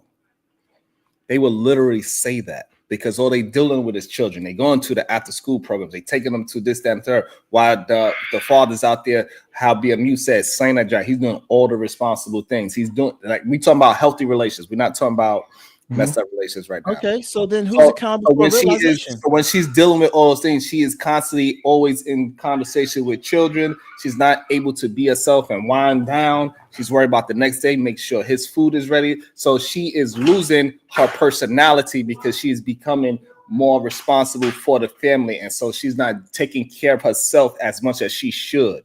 So we're talking about the things that make her weak then. Will weaken her character. You're saying all these burdens that she places upon herself are weakening her character. No, that's not what I'm saying. What is that? You're saying that she's losing herself. I'm trying to figure out, how is she losing herself? Is it because she's taking on certain responsibilities? No. And what's changing? How does she change? Right. It's her lifestyle. It's her lifestyle. If I can add the problem, that's what I'm saying. That's why I'm using the words very carefully with this conversation. Right? Is that the way she looks at her lifestyle change. A lot of times for a lot of wives, they look at that as an encroachment on who they are, right? And men, we don't talk about it, okay? We don't talk about the fact that we may not talk to our guys as much, right? We just figure that is part of the marriage, right? But the thing that I see a lot is that she's not going to forget that. You've made changes, but you're probably not even thinking about them. You're probably not thinking about how you can't go out with your guy, you can't go to the range as much as you used to. It's hard for you to get to the gym. There are husbands who do figure it out, but for a lot of husbands, they never figure that part out. Now, they weren't fat slobs, right? But a lot of times they don't particularly throw that into the marriage. You know, I think her not being able to express herself in that lifestyle, that change in lifestyle, is very egregious for women more than men. And I think that's why we hear it more from them. So, and let me say this, Sharon. I'm just going to add to what he said, so y'all can cook. Also, to add to what Ambassador just said, it's another thing. You could say the same thing on our side as men. Since we're talking about men, you could say that too. I can say, damn, man, I remember this during football season. Me and my brothers would go to 6 college games a year. Me and my brother would travel up and down the road. We'll fly out to Vegas. We'll do this, and man. And now on Saturdays, I'm watching my girls' dance recital. I'm watching my other son play football. I'm watching a softball game. I'm going to a volleyball game. I'm getting off work, going straight there. Ain't no tickets. I ain't getting on no planes no more. Me and my brothers don't have that time no more. And we can honestly say that the men can probably say, damn, I just lost myself. I just let my personality go. I can't do what I used to do. And before Marvelous go, because I know he got something to say on this, I would say no. The reason why we can't say that you lost yourself now you went from going to other people's college games to your child's college game is because you're still doing something that is a part of you. You are into sports, whatever that sport is. Majority of women are not into sports, and they are the ones that's taking them to soccer practice, football games, basketball games, and now they watching the game. Now they are learning this new sport, but men, it's already a part of us from the get-go. So we're not losing ourselves because we're not going to a big college game to watching our son. I'd rather, me personally, I'd rather watch argument that we add on things to ourselves. I'm not saying that we are losing ourselves. I'm saying you can lose sight of yourself, but who is the person who's covering your eyes? That's what I'm trying to figure out. Y'all make it seem like someone is covering that person's eyes, but they can't see themselves. So the circumstances that they put themselves in, that you say for the most part, they did not put themselves in. It's not them that has made a decision to say, I want to take on these responsibilities. No, it's my environment. I have to blame the situation for what it is. I didn't accept the environment. Or better yet, I want both. I want to be who I was in the past and have this new thing at the same time, which I said you do. You add on to yourself. You're not taking away nothing. And sometimes, Sharon, it's envy. Let me answer it. So sometimes it's envy too. Sometimes those women look at their friends who are not married. Oh, they went on a cruise. Or they went to Vegas. That's a big topic. How much of our outfits actually change throughout a relationship? My outfit? When you become a father, okay, I'll make it simpler. When you become a father, do your outfit change the way how you dress? No. When you become a husband, do your outfit change? Not once. You're getting older, so I guess you ain't gonna walk around. Not really, right? It mainly stays. A lot of guys stopping. A lot of husbands I know stop investing into their clothes. So all the money goes to the shoes, the kid stuff, and the woman stuff. I got a loved man. I got a stepdad. He walked a hole through steel toe boots. Okay. Hey, Sharon, somebody asked me this. They said, "What do you ever invest in yourself?" Hold on. Now, when we go to the women, do they outfit the way how they dress change when we add on all the extra responsibilities that we were just talking about? Yes or no? I can't speak to one that's responsibility added to her yet. Okay, so look, so when you met your woman, right? She was wearing dresses and she was dressing up to go out. You still wore the same clothes. You wore a nice pair of pants, a nice shirt, probably a button up, and some nice shoes. Sneakers, whatever the case is, but your style haven't really changed yet. Now, for the woman, she is not dressing in dresses anymore. She got on a jogger. She got on her soccer mom outfit. She's driving a soccer mom car. Let me interject in here, man. They change everything. I'm almost saying everything is switched when they are interacting with all the new things that is brought into the relationship of the marriage. Men are not actually changing that much in their personality. Oh, you're saying that men don't change when they get married? Yeah. Let me interject in here real quick, because I agree with Marvelous. What I'm hearing from y'all other brothers is crazy, right? And let me explain why it's crazy. Because me and my wife, I've been married to my wife. We're going on 24 years. Get it right now. Right? 24 years. Now, the way we interact with each other hasn't changed from when we dated to now being married. I didn't force her to subjugate herself to now become my subordinate. No, I allowed her to continue to be who she was, and I still treat her the same way I treated her when I was trying to win her as my wife. So we still go on the cruises. We still go out to shows. We still go out to plays. We still go out and have fun. Just me and her. We still do date night. Everything that we did while we were dating, we do now while we're married. The problem is a lot of y'all men who are married, y'all subjugate your wives and y'all forget what you did to get her is what is the same thing you got to do to keep her. So if she's lamenting that, oh, well, my friends are going on cruises, but I can't go on a cruise, then you should be looking in yourself as a husband. If you want to be a good husband, why don't you take her on a cruise? Why does she have to feel bad that she doesn't get to go out and have fun? When you was dating her, y'all was going out and having fun. What changed now? The Brownsville, only I have a thing question. that has Hold on, changed Brownsville. There's a lot of assumptions. Brownsville. Let me land it. Let me land it. Go ahead. The only thing that's that situational. has But go ahead. in my marriage is that we've got more responsibilities. We have children, we have property, we have finances, we have a lot of things that we're responsible for now that we take care of together. But in terms of our relationship, the relationship hasn't changed. And the reason why a lot of y'all wives are unhappy, the reason why a lot of y'all wives are feeling unheard and unseen is because y'all have this warped mentality, this warped attitude into thinking that your wife needs to compromise her personality or subjugate herself to become your subordinate. Okay, so let me tell you. Hold on, let me cook real quick. Let me tell Brownsville this. Brownsville, everything that you said was for somebody, but it ain't for everybody. And some of this stuff is circumstantial. And let me tell you why. Right? I've been in this thing for 14 years. I have 6 beautiful children, 3 girls, 3 boys. Right? And right now my children are very athletic. My oldest, he's volleyball. My next to the oldest, high school football. I have twins, boy and girl. They both play AAU basketball. My baby boy, he plays football. Do you know 6 days a week, 7 days a week, how we have to separate, and I have to go to his game and she go across town to my daughter game. And then we have to, then on the next day, we got to pick 3 up from practice at 5:30, be at the football field for my younger boy by 7. And we doing this 6 days a week on weekends. That's not no free time. We got to miss church to go to these AAU games because we have 6 beautiful children and we support every one of them. And sometimes we have to separate to do it. There's no time for date night. There is no time when you drive into Austin and San Antonio and going to Miami with your kids because they playing AAU basketball and playing football at a high level.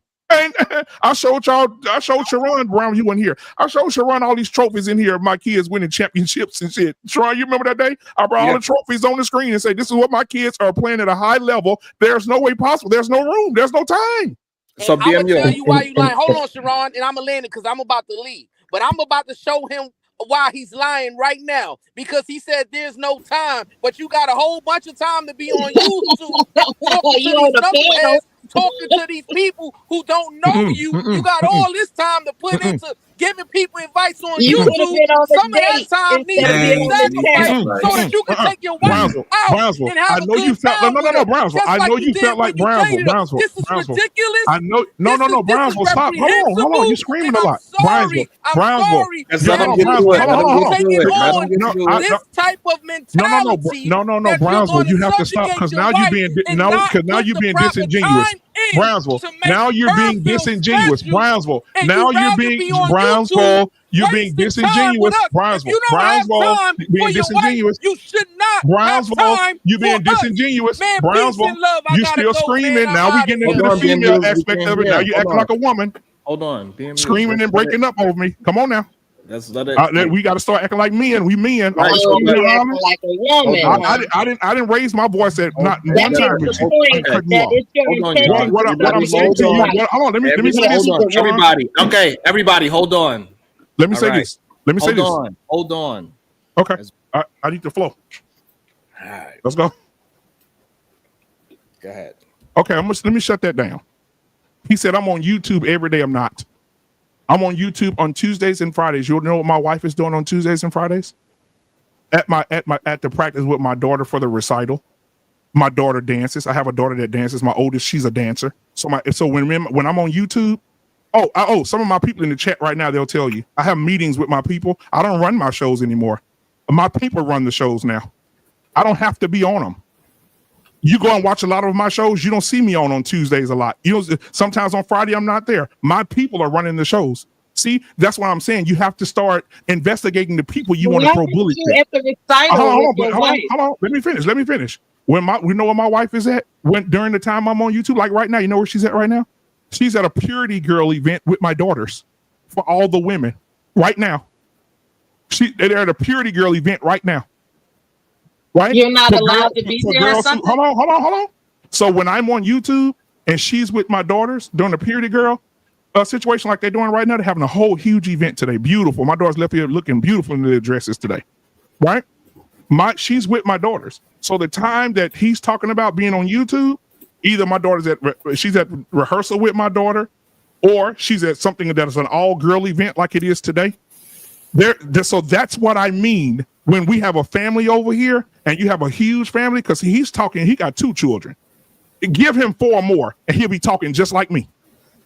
All right, when your kids are at a high level and you with them every day and your wife is with them girls every day and taking them where they need to go, that's why I'm on YouTube 1 day a week or 2 days a week. I ain't on here on 7 days a week. You crazy? All right, so let's get back to the conversation of women. Come on, Brownsville. What is he talking about? Because hold on. Because we keep missing the subject and then we turn the subject into ourselves.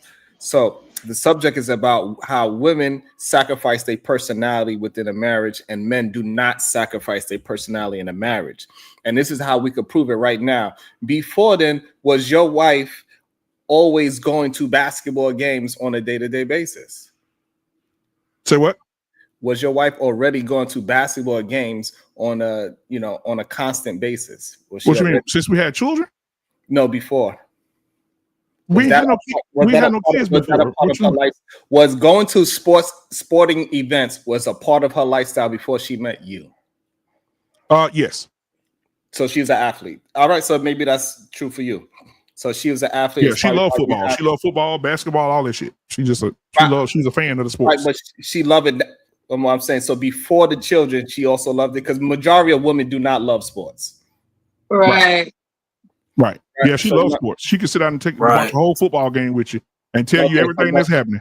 Okay, that's what's up. And I'm I got lucky. That you found somebody that is enjoying sports with you. But majority of women don't enjoy sports.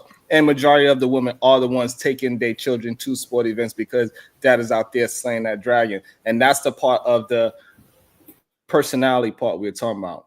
And a lot of women, if you listen and you have a conversation with them, they would say, damn, I haven't spoken to a grown person in a long time. That's why they love to go out to these events where adults, like it's a party where you can let your kids play in somebody's house. You know the people there, and you have a great time. You know the family, everybody know each other. And then now the wives can go mingle with the wives. The fellas is doing what they doing. And they say, damn, I missed this. And they have their drink and things of that nature. And that's when they remember who they are and remember that they were a person before they had the children. And we know that happens more often with women than with men. Wait, Sharon, hold up. There's something you're saying that is throwing me off a little bit, because when it comes to time consumption in general, because look, man, I'm in the military. I don't got time for a whole lot of stuff. Like, yes, this whole week I could tell you how I didn't have time. Real legitimately, being on the goddamn boat for months, I ain't got time for nothing else but doing my job. It's not so much a personality thing. Who you are is who you are. Now, if you can like pretty much enact that, basically be yourself, depending on the situation, cool. But that's just for you. You at the end of the day, I'm trying to figure out why are you taking the onus off the individual that they are not responsible for who they are. Exactly, like, bro. It's weird. Like you are responsible for who you are. So if you was in this relationship, married, and then so you are the one that has the time to take your kid to all of the extracurricular activities. Now you're going to ballet, you're going to all the girly things and such that. All those things is not a part of your personality, but you have to make it a part of it because of your child. And so that's how you start because you are not doing anything. But who created that situation? Because you're not doing anything pertaining to your personality anymore. I get that part, but who created that situation? The family. You're still part of the equation. Well, there is a marriage negotiation. Okay, so I don't understand what you meant. So the new family structure created this situation. You accepted that new family structure. Correct. Mm-hmm. You accepted the change that was going to come with it. So I don't understand why. So all right. So you saying hold on. So you saying that you do understand that the wife's personality can change. Everyone's going to make changes. I'm trying to figure out who is not making a change. So again, usually the men are not making a change. Okay, I can't judge all that. I know I made too many sacrifices in my thing to say I ain't do shit. But come on now, you gotta talk about it. I know, right? Okay, don't knock me down. I do my thing. Hold on. So all right, we're gonna mind that out since we got to bring ourselves into the conversation. No, I'm saying I can't. I'm saying okay. I can't. You brought it up, so we're gonna mind it out. So before you was married, what did you do? And now that you are before I was married, I was selfish because I can afford to be. It's only me. I'm selfish as fuck. No, you're missing it. Do you tell me things that you were selfish with? So something that you was what was you selfish with? Everything. I can go where I want, do what I want to do. It doesn't affect no one but myself. Same here. I can afford to be selfish. Same here. I can't say that. I can do anything I want to do. Before that, I had to change. I can't be selfish no more. Hold on, please. You have to understand what the conversation is.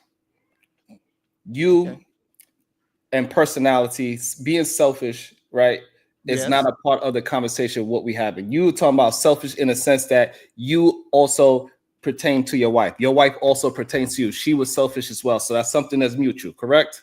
We can both do what we want to do. Yes, our own interests. Yes. Okay, so now when we are talking about when we are talking about a woman losing herself within a marriage and having a family, she's not doing the things that she used to do. Right, so she's not having fun anymore. She's not going out. When you are getting with somebody, you married to somebody. Usually, y'all are having fun together. That's where the selfishness doesn't. That's when the selfishness doesn't count in this conversation. Because the reason why you left those selfish things alone is because you became better with your person. You enjoy that person onto your life. Excuse me. You added that person onto your life. You took on that choice. You decided to go that way. Fine, but that person, right? But that person doesn't stop your personality. You're conflating two different things, okay? Because personality is who you are. Like, if you're a shy person, you don't stop being shy because, I have a wife in my life now I'm not shy. Like, that does not change who you are. If I can ask a clarifying question, are we connecting the actions, your actions of your lifestyle to your personality? Are we connecting those? It is connected to your personality. I don't get that. Okay. Yeah. That will breed resent in your marriage. If the change of lifestyle on its face, that you even have to negotiate your lifestyle because you're now married versus single. If the way you internalize that is contempt within your marriage, I do not think, unless a husband is actually really good at helping guide you through and your entangled emotions, unless you have one of those, and we don't teach a lot of guys that, right? But we hardly even get to that conversation. That contempt is going to blow back on you, and it's simply because she has to negotiate her lifestyle, just on its face. So again, when we're talking about in real life, majority of men actually do not change their lifestyle when they get married. What? So then you're saying the majority. So he's saying the majority of men are in general. No, wait. He's saying the majority of men are selfish. That's all he's saying. Hold on. I'm saying exactly. Okay. Hold on. I'm saying exactly what I'm saying. If I'm selfish, this whole house is under. Hold on. I'm saying exactly what I'm saying. Majority of men do not change. They still dress the same. They still have the same job. They have the same car. They have the same hobbies. They go to whatever those things that they did before. They are still doing it because those are the things. It's just what it is. They're selfish. Just say it. They're doing what they want to do for themselves because they are selfish. They're not trying to become one with a woman. No, that's not what I'm saying. So what I'm saying is that the things that they do as a man, it doesn't interrupt the marriage. Why would it not? Well, first off, interrupt. That's nothing. You change some words here, because if you're saying something's interrupting, that means there's a disturbance within the marriage, meaning they're causing an issue just by being themselves. Believe it or not, kids interrupt the marriage. Yes, but the thing is, wait. How does a child not have an effect on the husband? Because majority of the time, usually, they spending more time with the mother. But regardless of who is spending time with them, how does that not impact the man? I don't know why this is confusing, because majority of the time, the reason why we have these conversations saying that men are changing the way how they interact with children now is different from yesteryear, right? We all understand that. It was once upon a time men did not even speak to the kids. They did not. The woman was the one sacrificing their personality. I don't know why that's a difficult thing to understand. Majority of men do not change. Majority of men do not change who they are. They still rough and tough and stoic and strong and rule with an iron fist. When they scream, mama gets all shooken up because he's such a good man. Majority of men do not change within a marriage. The woman has to change within her marriage. Well, the woman was hold on. If I add something to my seriously, if I add something to my car changes. If I add anything onto myself, I'm changing. Yeah, you are. I don't understand how you're saying we're staying exactly the same before, like nothing happened. Like nothing happened. I can just do everything I want to do. If that's the case, I'm just being selfish. Yeah, you have to change as a man, as a husband. You have to change. If you don't change, everything fails. It'll fall. I think it's married men. We have an issue in bringing. So let's be honest with this conversation, please. Have we heard women say, I have lost myself and I need to find myself again? Yes or no? Yes. And do we hear the same thing with men? We hear the yes, we do with men. Okay. No. I'm saying men. Hold on. Let me explain myself. This is the problem. Hold on. This is the problem that I have. We understand that women have that plight, but we try to ignore it. Majority of men are not complaining and saying any of those things, talking about they lost themselves. Sharon, so hold on, Sharon. You're wrong, Sharon. I don't care why it happens. You're wrong. I'm trying to tell you, change, bro. Y'all gotta let me finish. I understand. Go ahead. Y'all gotta allow me. Yeah, because I want to. Men are not vulnerable like that. They're not finna be out telling nobody else that shit. Ain't nobody finna open up and tell you that shit. Exactly. It's like you're punishing men because they don't vocalize their emotions. Sharon, what if I came up here and told you, Sharon, even in private or in public? I would never. Men are just built differently. We're different. And so if I come to you, Sharon, and say, Sharon, man, I'm going through, man, I lost myself, man. I don't know what to do, man. I can't go nowhere, man. My personality's gone, man. Ain't no man doing that shit. Thank you. Let's role play that out. And I'm like, all right, what did you lose? What? I'm not gonna tell you. That's not true. I'm not going to another man crying like a bitch talking about, oh my God, right, I lost myself. All right. Even your question. All right, hold on. So the problem is what I'm saying is that men don't go through that. Women do. So therefore, it is what it is. I don't know why we are trying to compare ourselves to women. Women go through a situation when they are in a marriage. They can go and lose themselves if us as husbands do not pay attention to our wives and making sure everything is copacetic. Women can lose themselves and forget that they used to be funny. They forget that they used to be fun. They forget those things. They forget because they don't speak to grown-ups. Men do not go through that. They don't. Okay, wait. I got this. First off, I've grown up with a bunch of guys who were once boys who became teens, become young men, into becoming men. All of these men, every man I talk to that I'm friends with anyway, who's had a kid, changed drastically. The ones who notice that men change are other men, looking at other men and being like, damn, dog, he used to be like this. Or he used to go to the gym. Or he used to do this. Like, dog, what happened? Like, dog, I got a family. I ain't got time. I got to do this. My priorities change. Yep, my priorities have changed. Yeah, there you go. I don't get how you're not seeing that, bro. Like, that's crazy. And I think the problem is that we're taking the words too literally, but they're expressing, okay, my example, when I have to, emotional labor for my women in my family, right? They don't want to express something that on its face, and this, I'm just talking about emotional labor I do for the women in my family, right? A lot of times they do not want to express something that on its face sounds bad. I have a very specific question. I have an elder in our family, right? Where she doesn't want to outright say that, when I watch the grandkids, I want to be broke off. She don't want to say that out loud, that I don't have you don't have to pay me to watch these kids, right? Even if it's a moderate amount of time, right? Once a week or something like that. But so she will express it in something different. And I think that's the problem that's going on here, is that the saying that you're losing yourself, you're really expressing that their lifestyle has changed.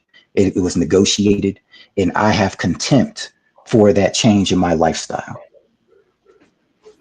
Again, thank you for saying that. That is a different conversation. For whatever reason, I don't think, for some reason, sometimes I believe that men just do not want to acknowledge what women go through, and they go through it in a different form than what we are. And we heard women say it, express it, that they feel like they lost themselves as their family come. They don't get dressed the same. They don't put up makeup the same. They clothes is raggedy. They only worry about their children. They worry about if they going to school, if they smart, if their husband is going to the doctor. Men don't do that. And the fact that y'all trying to act like men do is insane to me. We do not do it. We do not feel like we lost ourselves because of what we are doing for our family. Majority of men feel like it added to their life. When Sharon, we're not framing it as a loss. I think what needs to happen is, I think that men and women need to go and have therapy before they get married, and the therapist needs to tell the women, hey, listen, when you get married, your pH balance is going to change. Your body's going to change. You're going to get pregnant. Your breasts are going to sag a little bit when you get older. Your butt's going to drop a little bit. Your body's going to go through tremendous. You're not going to feel like yourself, but you're still yourself. But your body's evolving into what you're becoming, and you're becoming an old, middle-aged woman. And then after that series of you having babies, then we're going to move on to premenopause around 38, 39, or 40. And your body's going to be overheated every day. You're going to have hot flashes. You're going to be in a bad mood. You're going to be PMSing for the next 15 years. Women need to understand their own selves. When you understand yourself, you don't be worried about that. Hold on, this is what I'm saying. This is what you keep missing. I don't know if this is just a man thing at this point. I'm not sure. So if your woman used to write, if she used to paint, she used to have all these other things, a part of her personality that she loves it. She don't do those things in 10 years. That is a part of her personality that she doesn't tap into anymore. And she used to get dressed a certain way, and she don't get dressed anymore because she gets spaghetti sauce on her shirt because she's going to football practice with the kids, and so now it doesn't make sense for her to put on a dress. So now she's wearing cross trainers and a Nike Tech outfit as well because it just makes more sense to move around that way. That is not a part of her personality before the relationship of the family.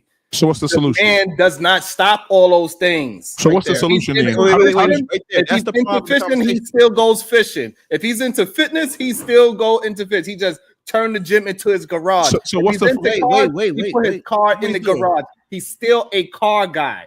What's the solution? I know no solution. We are not understand that she used to play with makeup. That makeup is a part of her personality. She ain't putting on makeup anymore because she don't. It's not a part of her day-to-day life. So she is sacrificing her personality for the family. We all understand that a lot of times women lose themselves and they don't dress as nice anymore. They forget how gorgeous they are. Women tend to do that because men are not paying attention to it. I don't understand why we acting as if we don't understand that husbands to pay attention and make sure that their wives still recognize who they are as an individual, not just as a mom and not just as a wife. So wait. That's what we're getting at. That's the whole point. That's the whole point of attention. He wants men to basically hold women up to themselves, be a reflection, let them remind themselves of who they are, because they're responsible to remind women of who they are, because they can't remember at times. So they're too busy with life. You have to be the man to step up and carry her along. Remember, hey, babe, remember you should do this. You need to go back and do this again, because I like when you should do this. I'm responsible for having to figure out how she should be herself again, not her. I have to alleviate certain things that cause her stress and other things, or better yet, help her accept herself. I have to be the one to take the burden on making her life at peace. Now, I will add to that because in an extent, it could sound like what you're saying is negative, but what you're saying to me is actually husbandry. Okay. And I'm talking to Marvelous in this situation, right? To an extent, yes, that is part of husbandry. If you notice those changes, and because what I was talking about is the institution of marriage. It eats up your time. So she's having a hard time putting on makeup that usually would take her 2-3 hours to put on. It's hard to do that in a marriage. Okay. If that, so you have to be in a way paying attention to that and trying to find some solutions within the marriage. But it does have to be said that it is an expectation put on the husband that we kind of demean the man. And the word choice in this seems as if she's doing all the sacrifice, and there's a lack of the man is subpar because she's forcing her to sacrifice, as opposed to we actually never really get into this conversation as men where there is an expectation for you to actually pay attention to their emotions and you respond. Because Sharon said something that made sense immediately. The guy works out, he usually works out, he see that he can't work out, he makes a gym in his garage. That connection right there, the actually going in and trying to implement this into your actual situation is the part that your wife a lot of times is not going to get to that part. She's just going to be focused on the I don't like this situation part. It never gets to the problem solving. All right. So in a way, I say that husbands should have been, it should have never went to whether he's a good or bad husband. Husbands who should have just immediately said, this is an expectation. There is just conversation between men and women in a marriage. All right. And to an extent, it's a good idea for you to pay attention to those things, because at the end of the day, it's going to get put on you for that absence. Okay. All right. So one thing on that is, if it's like, because my wife, she's made plenty of changes over the time, but I noticed the changes she's made. These changes that she's going through are growth. You know what I'm saying? It's not like, it's like when y'all say she's losing herself, it's like she's becoming less, like she's not growing, like she's dying or something. And I'm like, she's not dying. She's definitely, like, people change in interest in all these things. We all have different things that change about us. I don't understand how because you don't do this no more doesn't mean you can't pick up something new. Like it's just weird to me that, oh, you used to do this, now you don't do it no more. You're not the same person. You are defined by, like, the thing is, y'all limit humanity in general based on certain actions. Y'all care about titles and labels as if you're not more than that anyway. Like, you can't be more than that. You like I said, right now, before you was married, you wasn't a wife. You was yourself. You could do whatever you want to do. Now you become a wife. Now you got all these responsibilities that you didn't have before that are going to probably change the way you move and the way you act because you took on more than you used to be put on. Then you become a mother. And that's even more responsibility than things you have doing. Again, you take on these things. You're the one who is the one for shaping your own life based on your own decisions. Now I have to be the person in your life to remind you of why you're here. Yeah, when y'all have that kid, what is it that you're doing on a normal basis? What is it that men doing to take care of their kids versus what a woman is doing? Can I please finish my statement? Oh, my fault. What is it that the fathers are doing within the child's relationship versus what the woman is doing within the child's relationship? Go ahead. Normally. All right. No, let's skip all that. Go right to the point. Women do more for the children than men do. Your point exactly. I got that. There's no point to even have to compare men to women. You're bringing men to women comparison. I'm not comparing men to women here. We don't have to compare men and women here. So no, what you're misunderstanding is this: men and women, they do different things for children. Yes, they do. But who's more involved with the children? The woman. Exactly. That's why you put that point as a point. There's no point in me having to compare men to women when it comes to children. We know the outcomes of that, Sharon. We know women make more sacrifices than men do, Sharon. Where we at now? I'm saying that she chose that. Where we at is that men are not setting up their wives' doctor's appointment. Men are not on. What? I don't understand what you're talking about. This is crazy. I get it. I'm trying to get you to understand this, so this way you can have some empathy towards what we are having a conversation towards. Right? I'm not attempting to be right. I want you to have an understanding.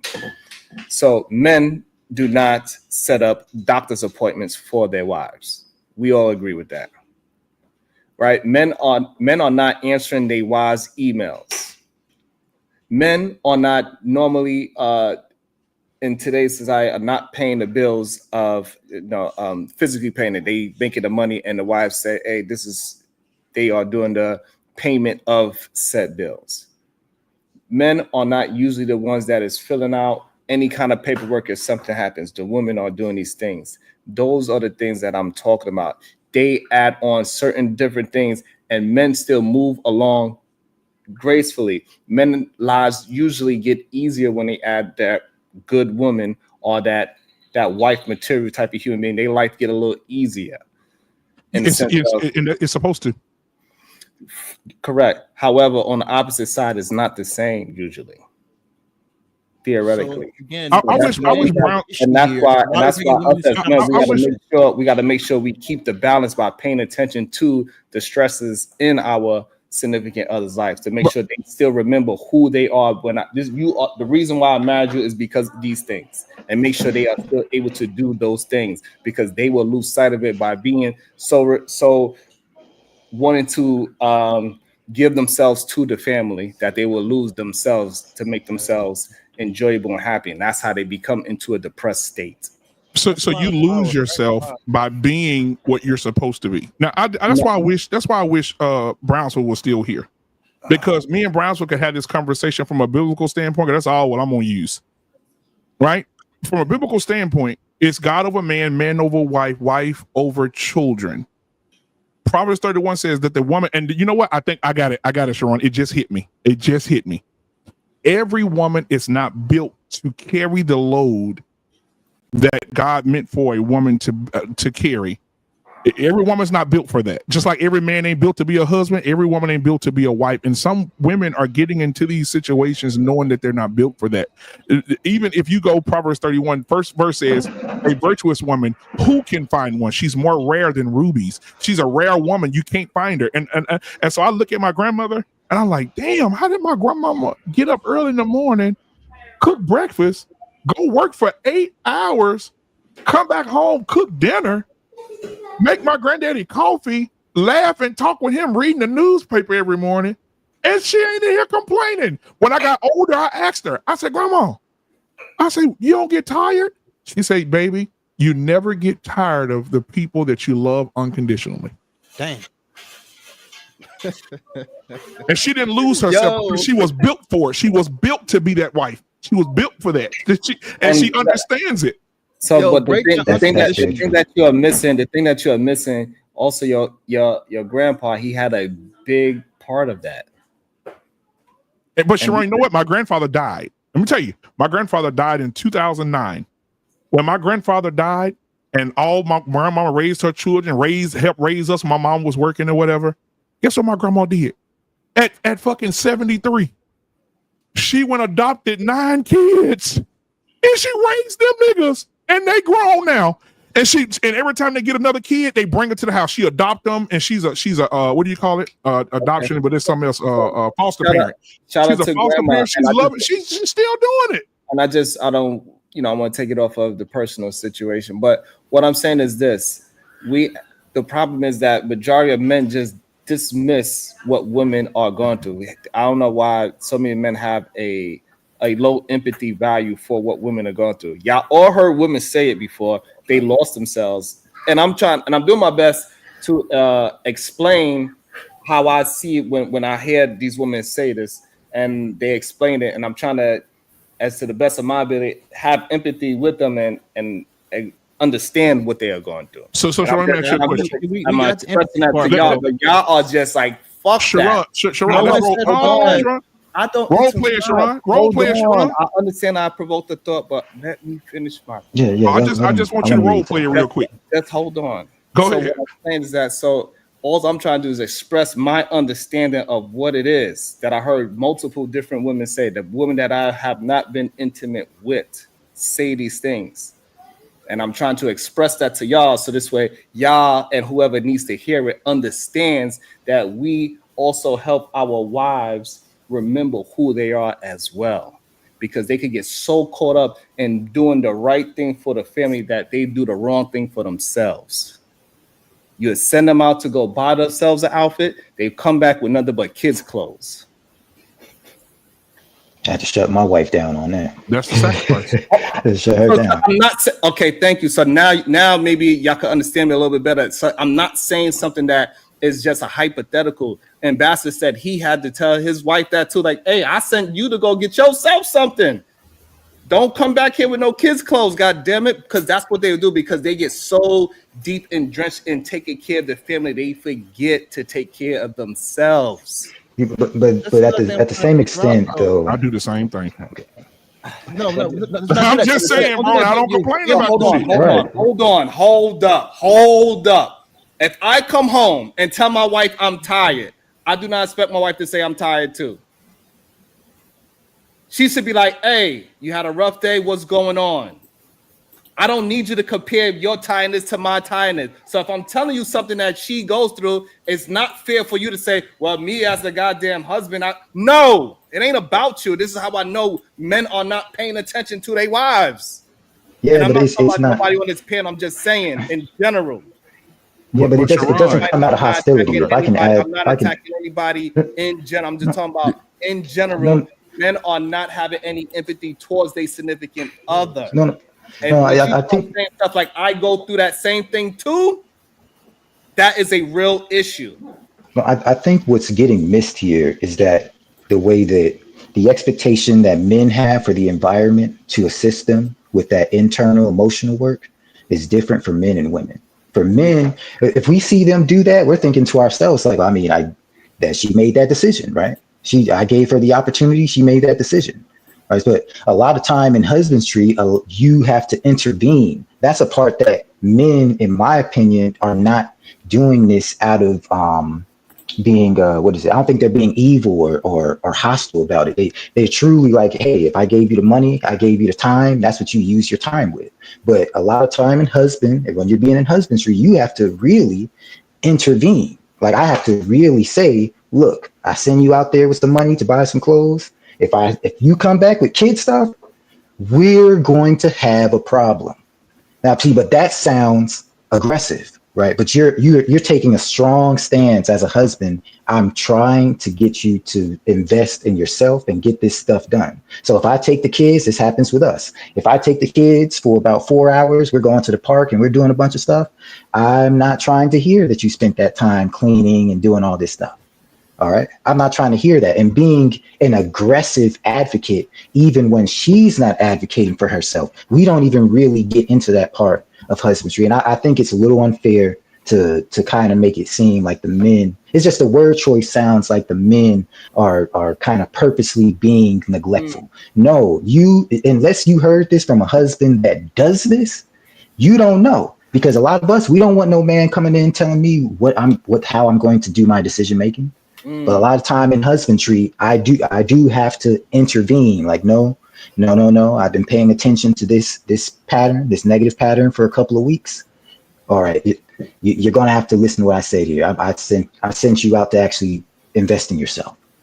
Okay, but this is to me, it's an innocent neglect of men, because men just don't operate with other men like that. You're responsible for making decisions that benefit you. But the women, they kind of want the environment to nudge them. They want into that. Yeah. I think it's on married men personally. We don't get past the single people talking points and immediately go into the actual operating on a day-to-day within marriage. Right. And that's why I was doing my best to communicate. I think now, or at least Ambassador is on the same page as me now. He understands what I'm actually trying to communicate. Maybe I was doing a bad job of it earlier. But I understood it, but it just seemed like I have to harp on it because I don't want it to. I understood what you're saying. It's just when it comes off as the men as being neglectful on some things and all that. A lot of times, and it happened on the panel, married men get on. They want to pull out a flaming sword and start talking a motivational speaking and all this. And I don't understand what happens, quite honestly. But the real conversation is just make her take a break. It's that simple. She's going to resist you. Make her and move on. I want to speak to that. I don't think you have to necessarily make her.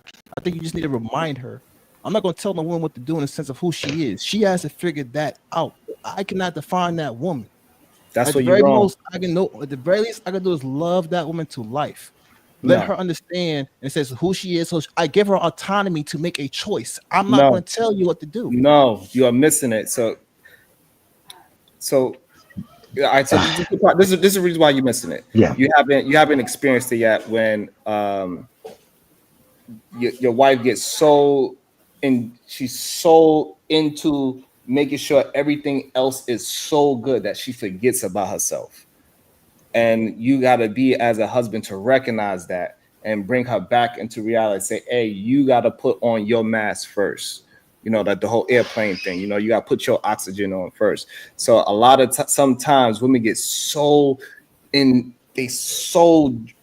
like deep dive into making sure everybody is good. They literally forget about themselves, like completely. And we as husbands, we got to pay attention when that time starts to turn that way and say, hey, reel it back.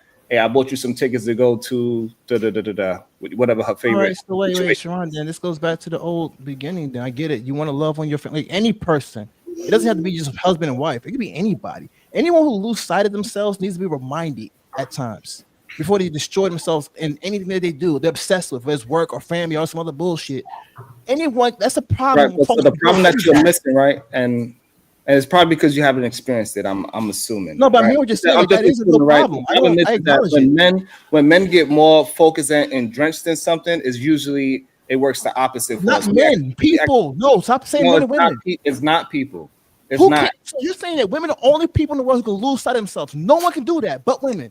What I'm saying is that when whatever men do it in a different way. What our biology, what I'm trying to explain to you, what men biology does is that when we deep dive into more things, we could go 2 hours of sleep and we be fine. Women can't do the same. It's just not biologically meant for them. It's just not biologically. It's not they are designed to have more. They're the weaker vessel. I get that point. I understand that. You're not understanding it. How am I not? I just acknowledged that. I even told you they're the weaker vessel. Because you keep saying people. Right, yes, and I'm explaining you that, and I'm attempting to explain the difference of why when we get drenched in something, we get so focused, right, and we so-called lose ourselves. We don't lose ourselves. It actually empower us. We'll lose sleep and we'll feel good about it, like, damn, I got all that done. Look at all this shit I done created. We get more energy from being drenched. No, in things. Men are not like that. We're not a monologue like that. Some men are broken. I see them on the streets. They're homeless. I'm talking about right. We understand that nothing is 100%. There's a lot of homeless men out there right now today, bro. That's fine, but we are talking about the majority of men. The homeless people are not majority. Majority men don't love themselves. What I'm saying, let's not throw in people that do not matter in the conversation, right? Majority of men, if they could get focused on something, it usually helps them in tremendous ways. The men that don't sleep and they are focused, they're not, doing nonsense and watching porn and all that. They actually focusing on something and they get focused on it and they only doing 4 hours, 2 hours of sleep. They're usually the ones that's building businesses, becoming successful. They become great. They usually become great. Michael Jordan, Kobe Bryant, LeBron James. Bro, most people ain't those people. Those are all people that are drenched in their work and they became great at it. It doesn't work. Most people are not like that. It doesn't usually work. What is going on? Because you're describing something that's an anomaly. Most people are not successful like that. It's not. So what I'm saying is not an anomaly. Majority of men that gets focused on their work, it works in a benefit. The majority of men are failures. Listen to what I'm saying. I'm hearing what you're saying. A majority. No, you're not listening to what I'm saying. You responded to what I'm saying. Majority of men that get focused on their work, it usually benefits them. Okay, so but it doesn't actually work the same for women. Women need more sleep than men. They get sleep deprivation faster than men. So the more they get focused on things and they start losing sleep on things, they will start to backtrack in their physical health. That's the difference. So women can't, for the most part, change the way they make decisions. So if a woman knows it's about herself, I'm saying if a woman knows it's about herself, that she cannot bear, like my brother BMU was saying, cannot bear the weight of the world on her hips. She should not know that about herself before she gets involved with any decisions she makes after the fact. I'm not taking accountability off the individual. Like, people don't have full time to understand what they're doing with their own lives. I'm not doing that. I understand that, Jess, you could be weaker, but you still, every man is measured differently, period. Everyone, you could be stronger than me in different areas. It doesn't matter. It's about how you. Hold on, you're missing what we are actually talking about. You're missing it. What I'm talking about, who thrives better in the situation? Who thrives better in getting drenched and having only 4 hours of sleep? Who's going to strive in that situation? You're going to thrive based on your decision making, Sharon.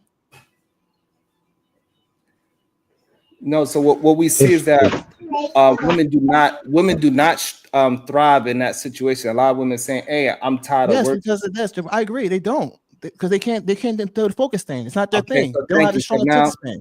Okay, so now that we are in agreement now. Yes. So why are they doing things? When a woman is doing the same thing, instead of it being work, she do it on her family. Yes. She gets more tired than the man. The man, when he is focused on when a man gets so drenched into that same situation as a family, he feels more energy from it. Okay. She gets less energy from it, so she loses who she is. Then why would she do it? I gotta add some context a little bit. Yeah. Because what I'm seeing here. Okay, hold on. Besides, why would she do it? Yeah. Do you acknowledge that once she is so drenched in it, that she's going to lose herself, and she's going to get a little bit more depressed than a man? Sure, I agree. Women okay, so that's the conversation that we are having. All right, I'm with that. And so, if men could recognize that, a lot of men will be able to save their marriages a little bit earlier. Because this way, because their wife will not get into a depressed state, because it takes time to get into a depressed state. And majority of men, they tend to overlook that hill that is turning into a depressed state. So we don't pay attention to our wives, basically. That's been a problem for a very, very long time. Very long time.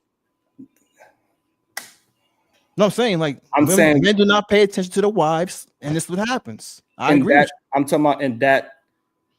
No. This is crazy.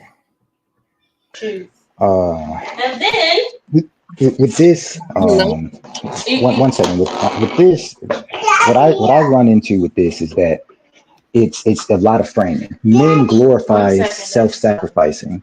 Okay. Right. And we may brag to each other, man. I've been grinding hard. I only slept for 4 hours, 5 days in a row, right? But that's what I mean in the sense of your decision making. Yeah, that works for you. But if she tries to copy that, or even attempts to follow that culture that you're setting, it's going to affect her in a negative way. And you should be able to pay attention to the emotional cues. Now she's a lot more emotionally static. 1 second, baby. She's not static, erratic. All right, so you can take a look at that. All right, and it's because she's trying to keep up with somebody who sleeps 4 to 6 hours a day. Right, but we glorify that, but we see them doing it. We may not immediately think this is not for you. All right. And if you have a woman who, like, particularly like mine, she feels like if I do it, it's okay with her, then to an extent, I have to become more efficient, because if I start skipping sleep, she's like, well, I want to lose a couple hours to get things done. Right. So, and that's just being aware of the culture you're setting in your house. All right. She's just going to follow that, whether it's negative or depending on the woman, obviously, but whether it's negative or positive for her. And then you have to notice that. Yes. You have to be able to say, hey. I will add, it is not men's fault that they don't know this, because I think married men, we argue in single people talking points too long, and we don't go into the operating emotional labor and stuff. Right. And right now we're in the operating part of it. Right. So, and this is why I want to make sure we focus on that. We're talking about healthy relationships. We're talking about fathers that are into the child's life, brothers that's into the child's life. We ain't talking about that negative stuff right now. We're talking about operating the situation and paying attention to possible red flags and nip it in the bud when it happens, because it's going to happen if you don't nip it in the bud. When I see it, oh, you need to go get your nails done. Oh, you need to go get your hair. you must need to go hang out with your friends. Go ahead and call. What's the name? Y'all need to go for dinner. I got the kid. Like, you got to be able to pay attention to those social cues that your wife is given by not on purpose. You need to just pay attention to her because they could just lose themselves and deep dive into the family. That's a lot of power and responsibility, Sharon. But I get you. It is. It's a lot of power and responsibility that a man would have to take on to make sure that everything in his family, his wife, his kids are fine mentally and all that stuff. Make sure that she's exactly the way she was. She came in day one. I get it. Yeah. And as a man, you have to be strong enough to maintain yourself, her, and the children. You got to carry all that on your own. Yes. Mm-hmm. I mean, you could chop. I mean, yeah. I mean, you want to put a little more of a. I mean, you kind of put it. You put a little doom and gloom on it. You put your little doom and gloom spin on it. But yes, I can do that. I can do that. It's not a problem. I mean, that's the thing. It is harder for men in that sense. No. In that sense, it is. If I'm here being responsible, you know how much power responsibility it is? No, see, this is what you understand the power responsibility, the dynamics that it is. So this is what I'm saying. When we got to be careful as men with what we are saying, what we attack. We tend to not have empathy for our wives. Yes, we think empathy that is one thing. We think that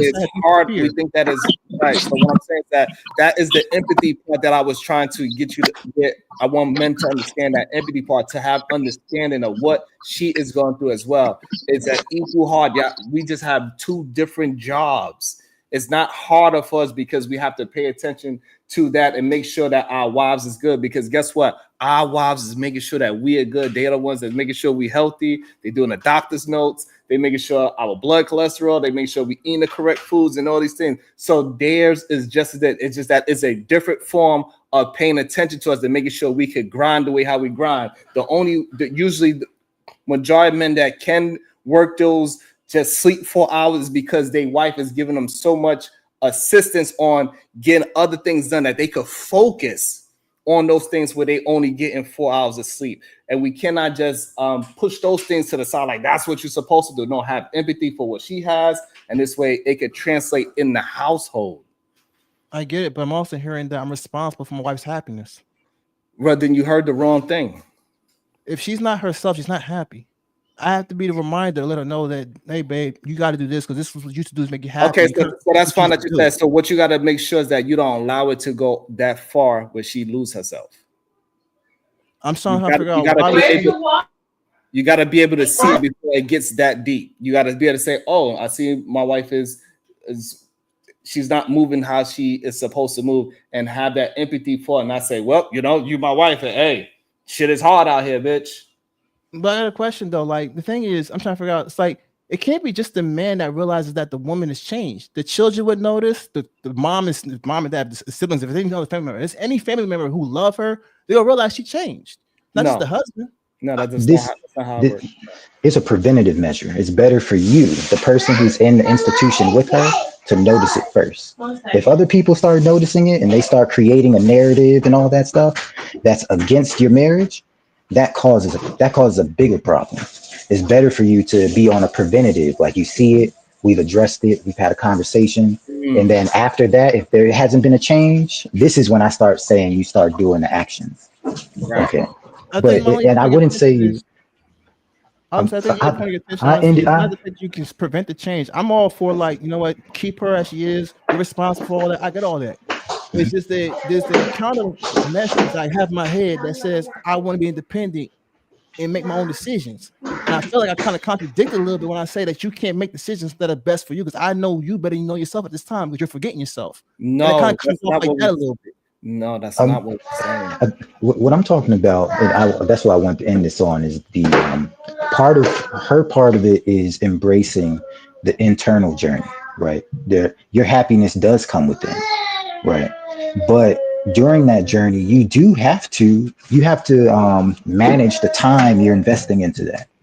Okay, you have to imagine if you're actually doing the maintenance, but she has to actually embrace that journey. That's what I say with you. Like this thing where she totally outsources her emotional happiness onto you, that's something different. You know what I just realized, Ambassador, maybe I got to put it in a different terms for Marvis to get what I'm attempted to say. Maybe I'm just not able to really get it for him to understand exactly what I'm saying. Maybe this is maybe me using an analogy hopefully it can help. What is like is, so when you start to recognize that your brakes is not working the same no more, you know it's time to change it. That's what we are talking about with the wife starting to lose herself. As soon as you realize that the brakes is not working the way how it's supposed to anymore, it's still stopping. It's still, you're still not going to get into an accident, but you could feel the little shake in it. You could feel that the bite is a little different. And now you're like, oh, it's time for me to change my brakes. You know that it's time. And that's what I'm talking about, the preventative. So it won't go to the point where if you keep ignoring it, and then now you're ignoring the screaming and yelling part, you're like, why the brakes is going to start screaming. Right now you're at the point to the brakes is eventually going to seize up or just fail altogether, then you crash. So that's what I'm really trying to express to you. Hopefully that makes. No, I understand it. In this scenario, I can't relate to what y'all talking about because I don't have a car in that scenario. Meaning my wife doesn't have responsibilities, things that's going to change her. Man, that was a beautiful analogy, man. I know it's a good analogy. I'm just saying, in general, for me, I get what you're saying. That makes perfect sense. If she's changing, I just haven't witnessed that personally in my relationship. My wife hasn't changed, in a sense. She's actually the same person. She still goes around the world, travels. We're not talking about your relationship. I know. I'm trying to say I personally don't experience that. I don't have any say in that. That's what I'm saying. I get what you're saying, but I personally haven't experienced that. So y'all talking about the change. So you're saying because you don't personally experience it, that you're just gonna negate it? No, I personally can't relate to it fully, like you guys do. How you can relate to something that you understand? Because I've never been through it. How can I? That's cool. No. I think what he's doing is good. I mean, to an extent, a lot of times relationships don't change the point of what we're saying until kids are involved. So hold on, let me make sure I get this clear. I want to make sure I get this clear. Since you never been through it, you cannot have a real understanding of it, is what you're saying. Yeah, if I didn't have sex, I can't explain sex. All right, but we're not talking about sex. But that's what I'm talking about, experience. I'm just saying in general. No, but you're talking about so sex is a physicality. But so is a relationship. Do you understand slavery and how it was wrong? Yeah, of course. Have you been through slavery? No. Okay, so that's how we want you to approach this conversation as well, and have the empathy to understand what we're saying, even though you haven't been through it yet. You can have an understanding of it. You cannot say once you understand something that now all of a sudden I don't have empathy towards it, so therefore I'm just going to dismiss it because I've never been through it. That's not how. That's not how grown-ups interact with each other. Once we understand something, that's what empathy is. You put yourself inside of that other person's reality and you have an understanding. That's what empathy is. So therefore, once I give you the scenario and you understand it, you should be able to have empathy towards this scenario and say, oh, I understand that. So this way you are prepared if you ever do go to something that you're like, oh, that makes sense. Not say, oh, I never been through it, so therefore fuck that shit. Well, it's not that fuck that shit. I'm just saying I can't add to it. You're missing what I'm saying. I cannot add to the conversation because I personally have not. Yes, you can. You can add to the conversation I can just listen to what you guys are saying. No, you can add to the conversation by saying, I understand it now. That makes sense. No, but what you said, well, you also dismissed it. I dismissed it. I have not done it myself. That's all I said. I have not participated in it. I didn't hear him dismiss it. He just said that he doesn't have the experience. This is what I heard. He didn't have the experience. He understands it. And if someone's saying, Ambassador, what you meant, right? Even Mella, she said, come on, that was a good analogy. How you didn't get that? So this one thing, you got to be able to pay attention to what you are actually communicating, right? No, I think in a way. You got it, Ambassador. You caught it, right? In the way how he intended it to be, right? But also, Mella also said she also heard it the way how I heard it as well. She's like, come on, that was a good analogy. When it's something that's good and it's understood, it was like, oh, that makes sense. You know what? And leave it. I left it at that. I said, I get it. I understand it. I said, I agree with you. I understand you. I just haven't been through it. That's all I said. I don't get what's wrong with that. Oh, hi. This is Mela. Do you get that men are durable and women are delicate? Let's start there. Yes, ma'am. So that being the case, women are delicate. Oftentimes, a husband expects his wife to keep up with the same level of durability that he has.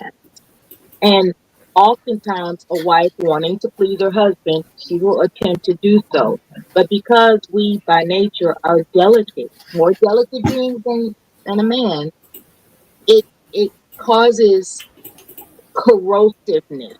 I'll put it that way, because since we're bringing up the car analogy, that's when the brakes start messing up in terms of the functionality of the wife. It falls to the wayside because she's trying to keep up with you, when in actuality it is the husband's, dare I say, duty. Just like a wife has duties, the husband has, it is his duty to observe that he may be imposing durability upon her that she can't perform, if that makes any sense. That's what Mr. Bracy was referring to as far as having empathy. You have to understand that she can't keep up with you the way you may think she ought to. I hope I said that correctly. Yeah, I understand what you're saying. It sounds like pressure is put on the wife due to certain expectations that may be put on to her, things that she may have agreed upon, but still these expectations, these standards are causing her to corrode. All because of things, the situation, environment that her and her husband place herself in. I hear what you're saying. I'm not deviating from any of these things. Like I said, I think I got caught up with the whole personality thing, which was weird to me because I was like, I don't know about personality changes, but you say personality is basically decision making. Well, I said that comes to priorities, and I think I just don't want to take so much ownership off the individual. I still think people in general, men and women, both have power. I don't want to make it seem like women are powerless here. Like they just have to just do something because of the situation. It's like you don't have to. You do have some autonomy here. You know what I'm saying? I'm really trying to empower women in that sense. I'm not trying to say that they can't do things. If she wants to prove it, cool. But then as a man, I have to make sure, like, hey, I got you. I'll spot you. You know what I'm saying? Of course, as a husband, you should spot your wife. You know what I'm saying? You should check on her and make sure she's good. I don't see why. You're saying for the most part, his argument is that most men don't spot their wives. Most men are not seeing where she's found, but they think that she's just as strong as he is in some sense. I don't have the mindset personally. I know my wife, I know myself. So like I said, like I don't really relate to the topic because I'm like, that doesn't really apply to me because I never see my wife as my equal in that sense. She has her own, she does. She has her own power. She has her own responsibilities that she places upon herself. I don't know with this one. I do want to say I understood exactly what you're saying. I think the proper thing, quite honestly, is to just say at least you've heard the information. So when it starts coming up, you are aware. I didn't hear you dismiss it for real, but so be it. But when you're dealing with this, dang, after saying that dang pre-law, I forgot what I was about to tell you specifically on that. Go on with it. I interrupt later. I can't remember. I'm eating. I just finished my ribs, so I am my mind's all over the place now. I like that embracing your position as a mindset for a wife. That's important. If she is reluctant in any fashion, it does show up if she's reluctant. And then that's when conversation and communication come in. It's like, what is it? What's your problem with this situation? And hopefully she can articulate. I said I didn't want to have a child until we were married for 3 years, but you wanted to have a child right away. And now I'm overwhelmed because I'm doing it now as opposed to waiting the 3 years to prepare. That's the situation in some marriages.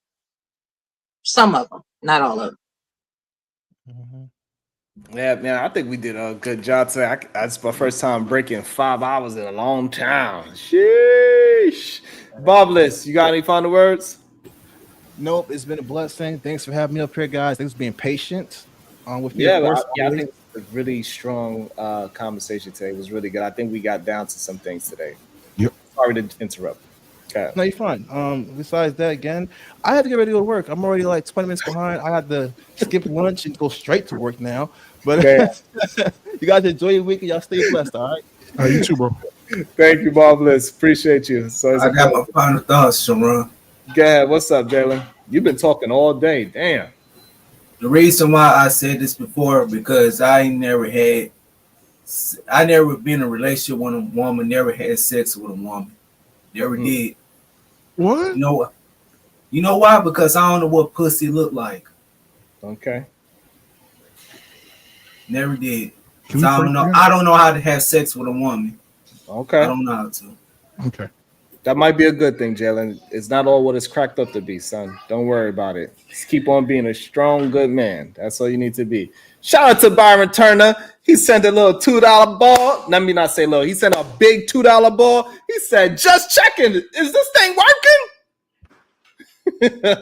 Thank you so much, Byron. I pretty appreciate you.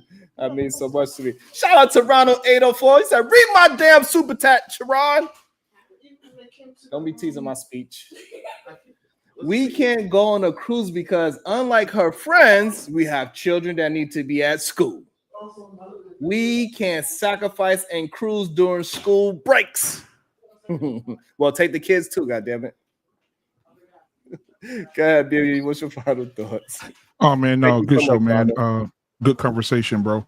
Yeah, that's pretty much it, man. Good to see you rolling again. And shout out to you, your family, and the show, man.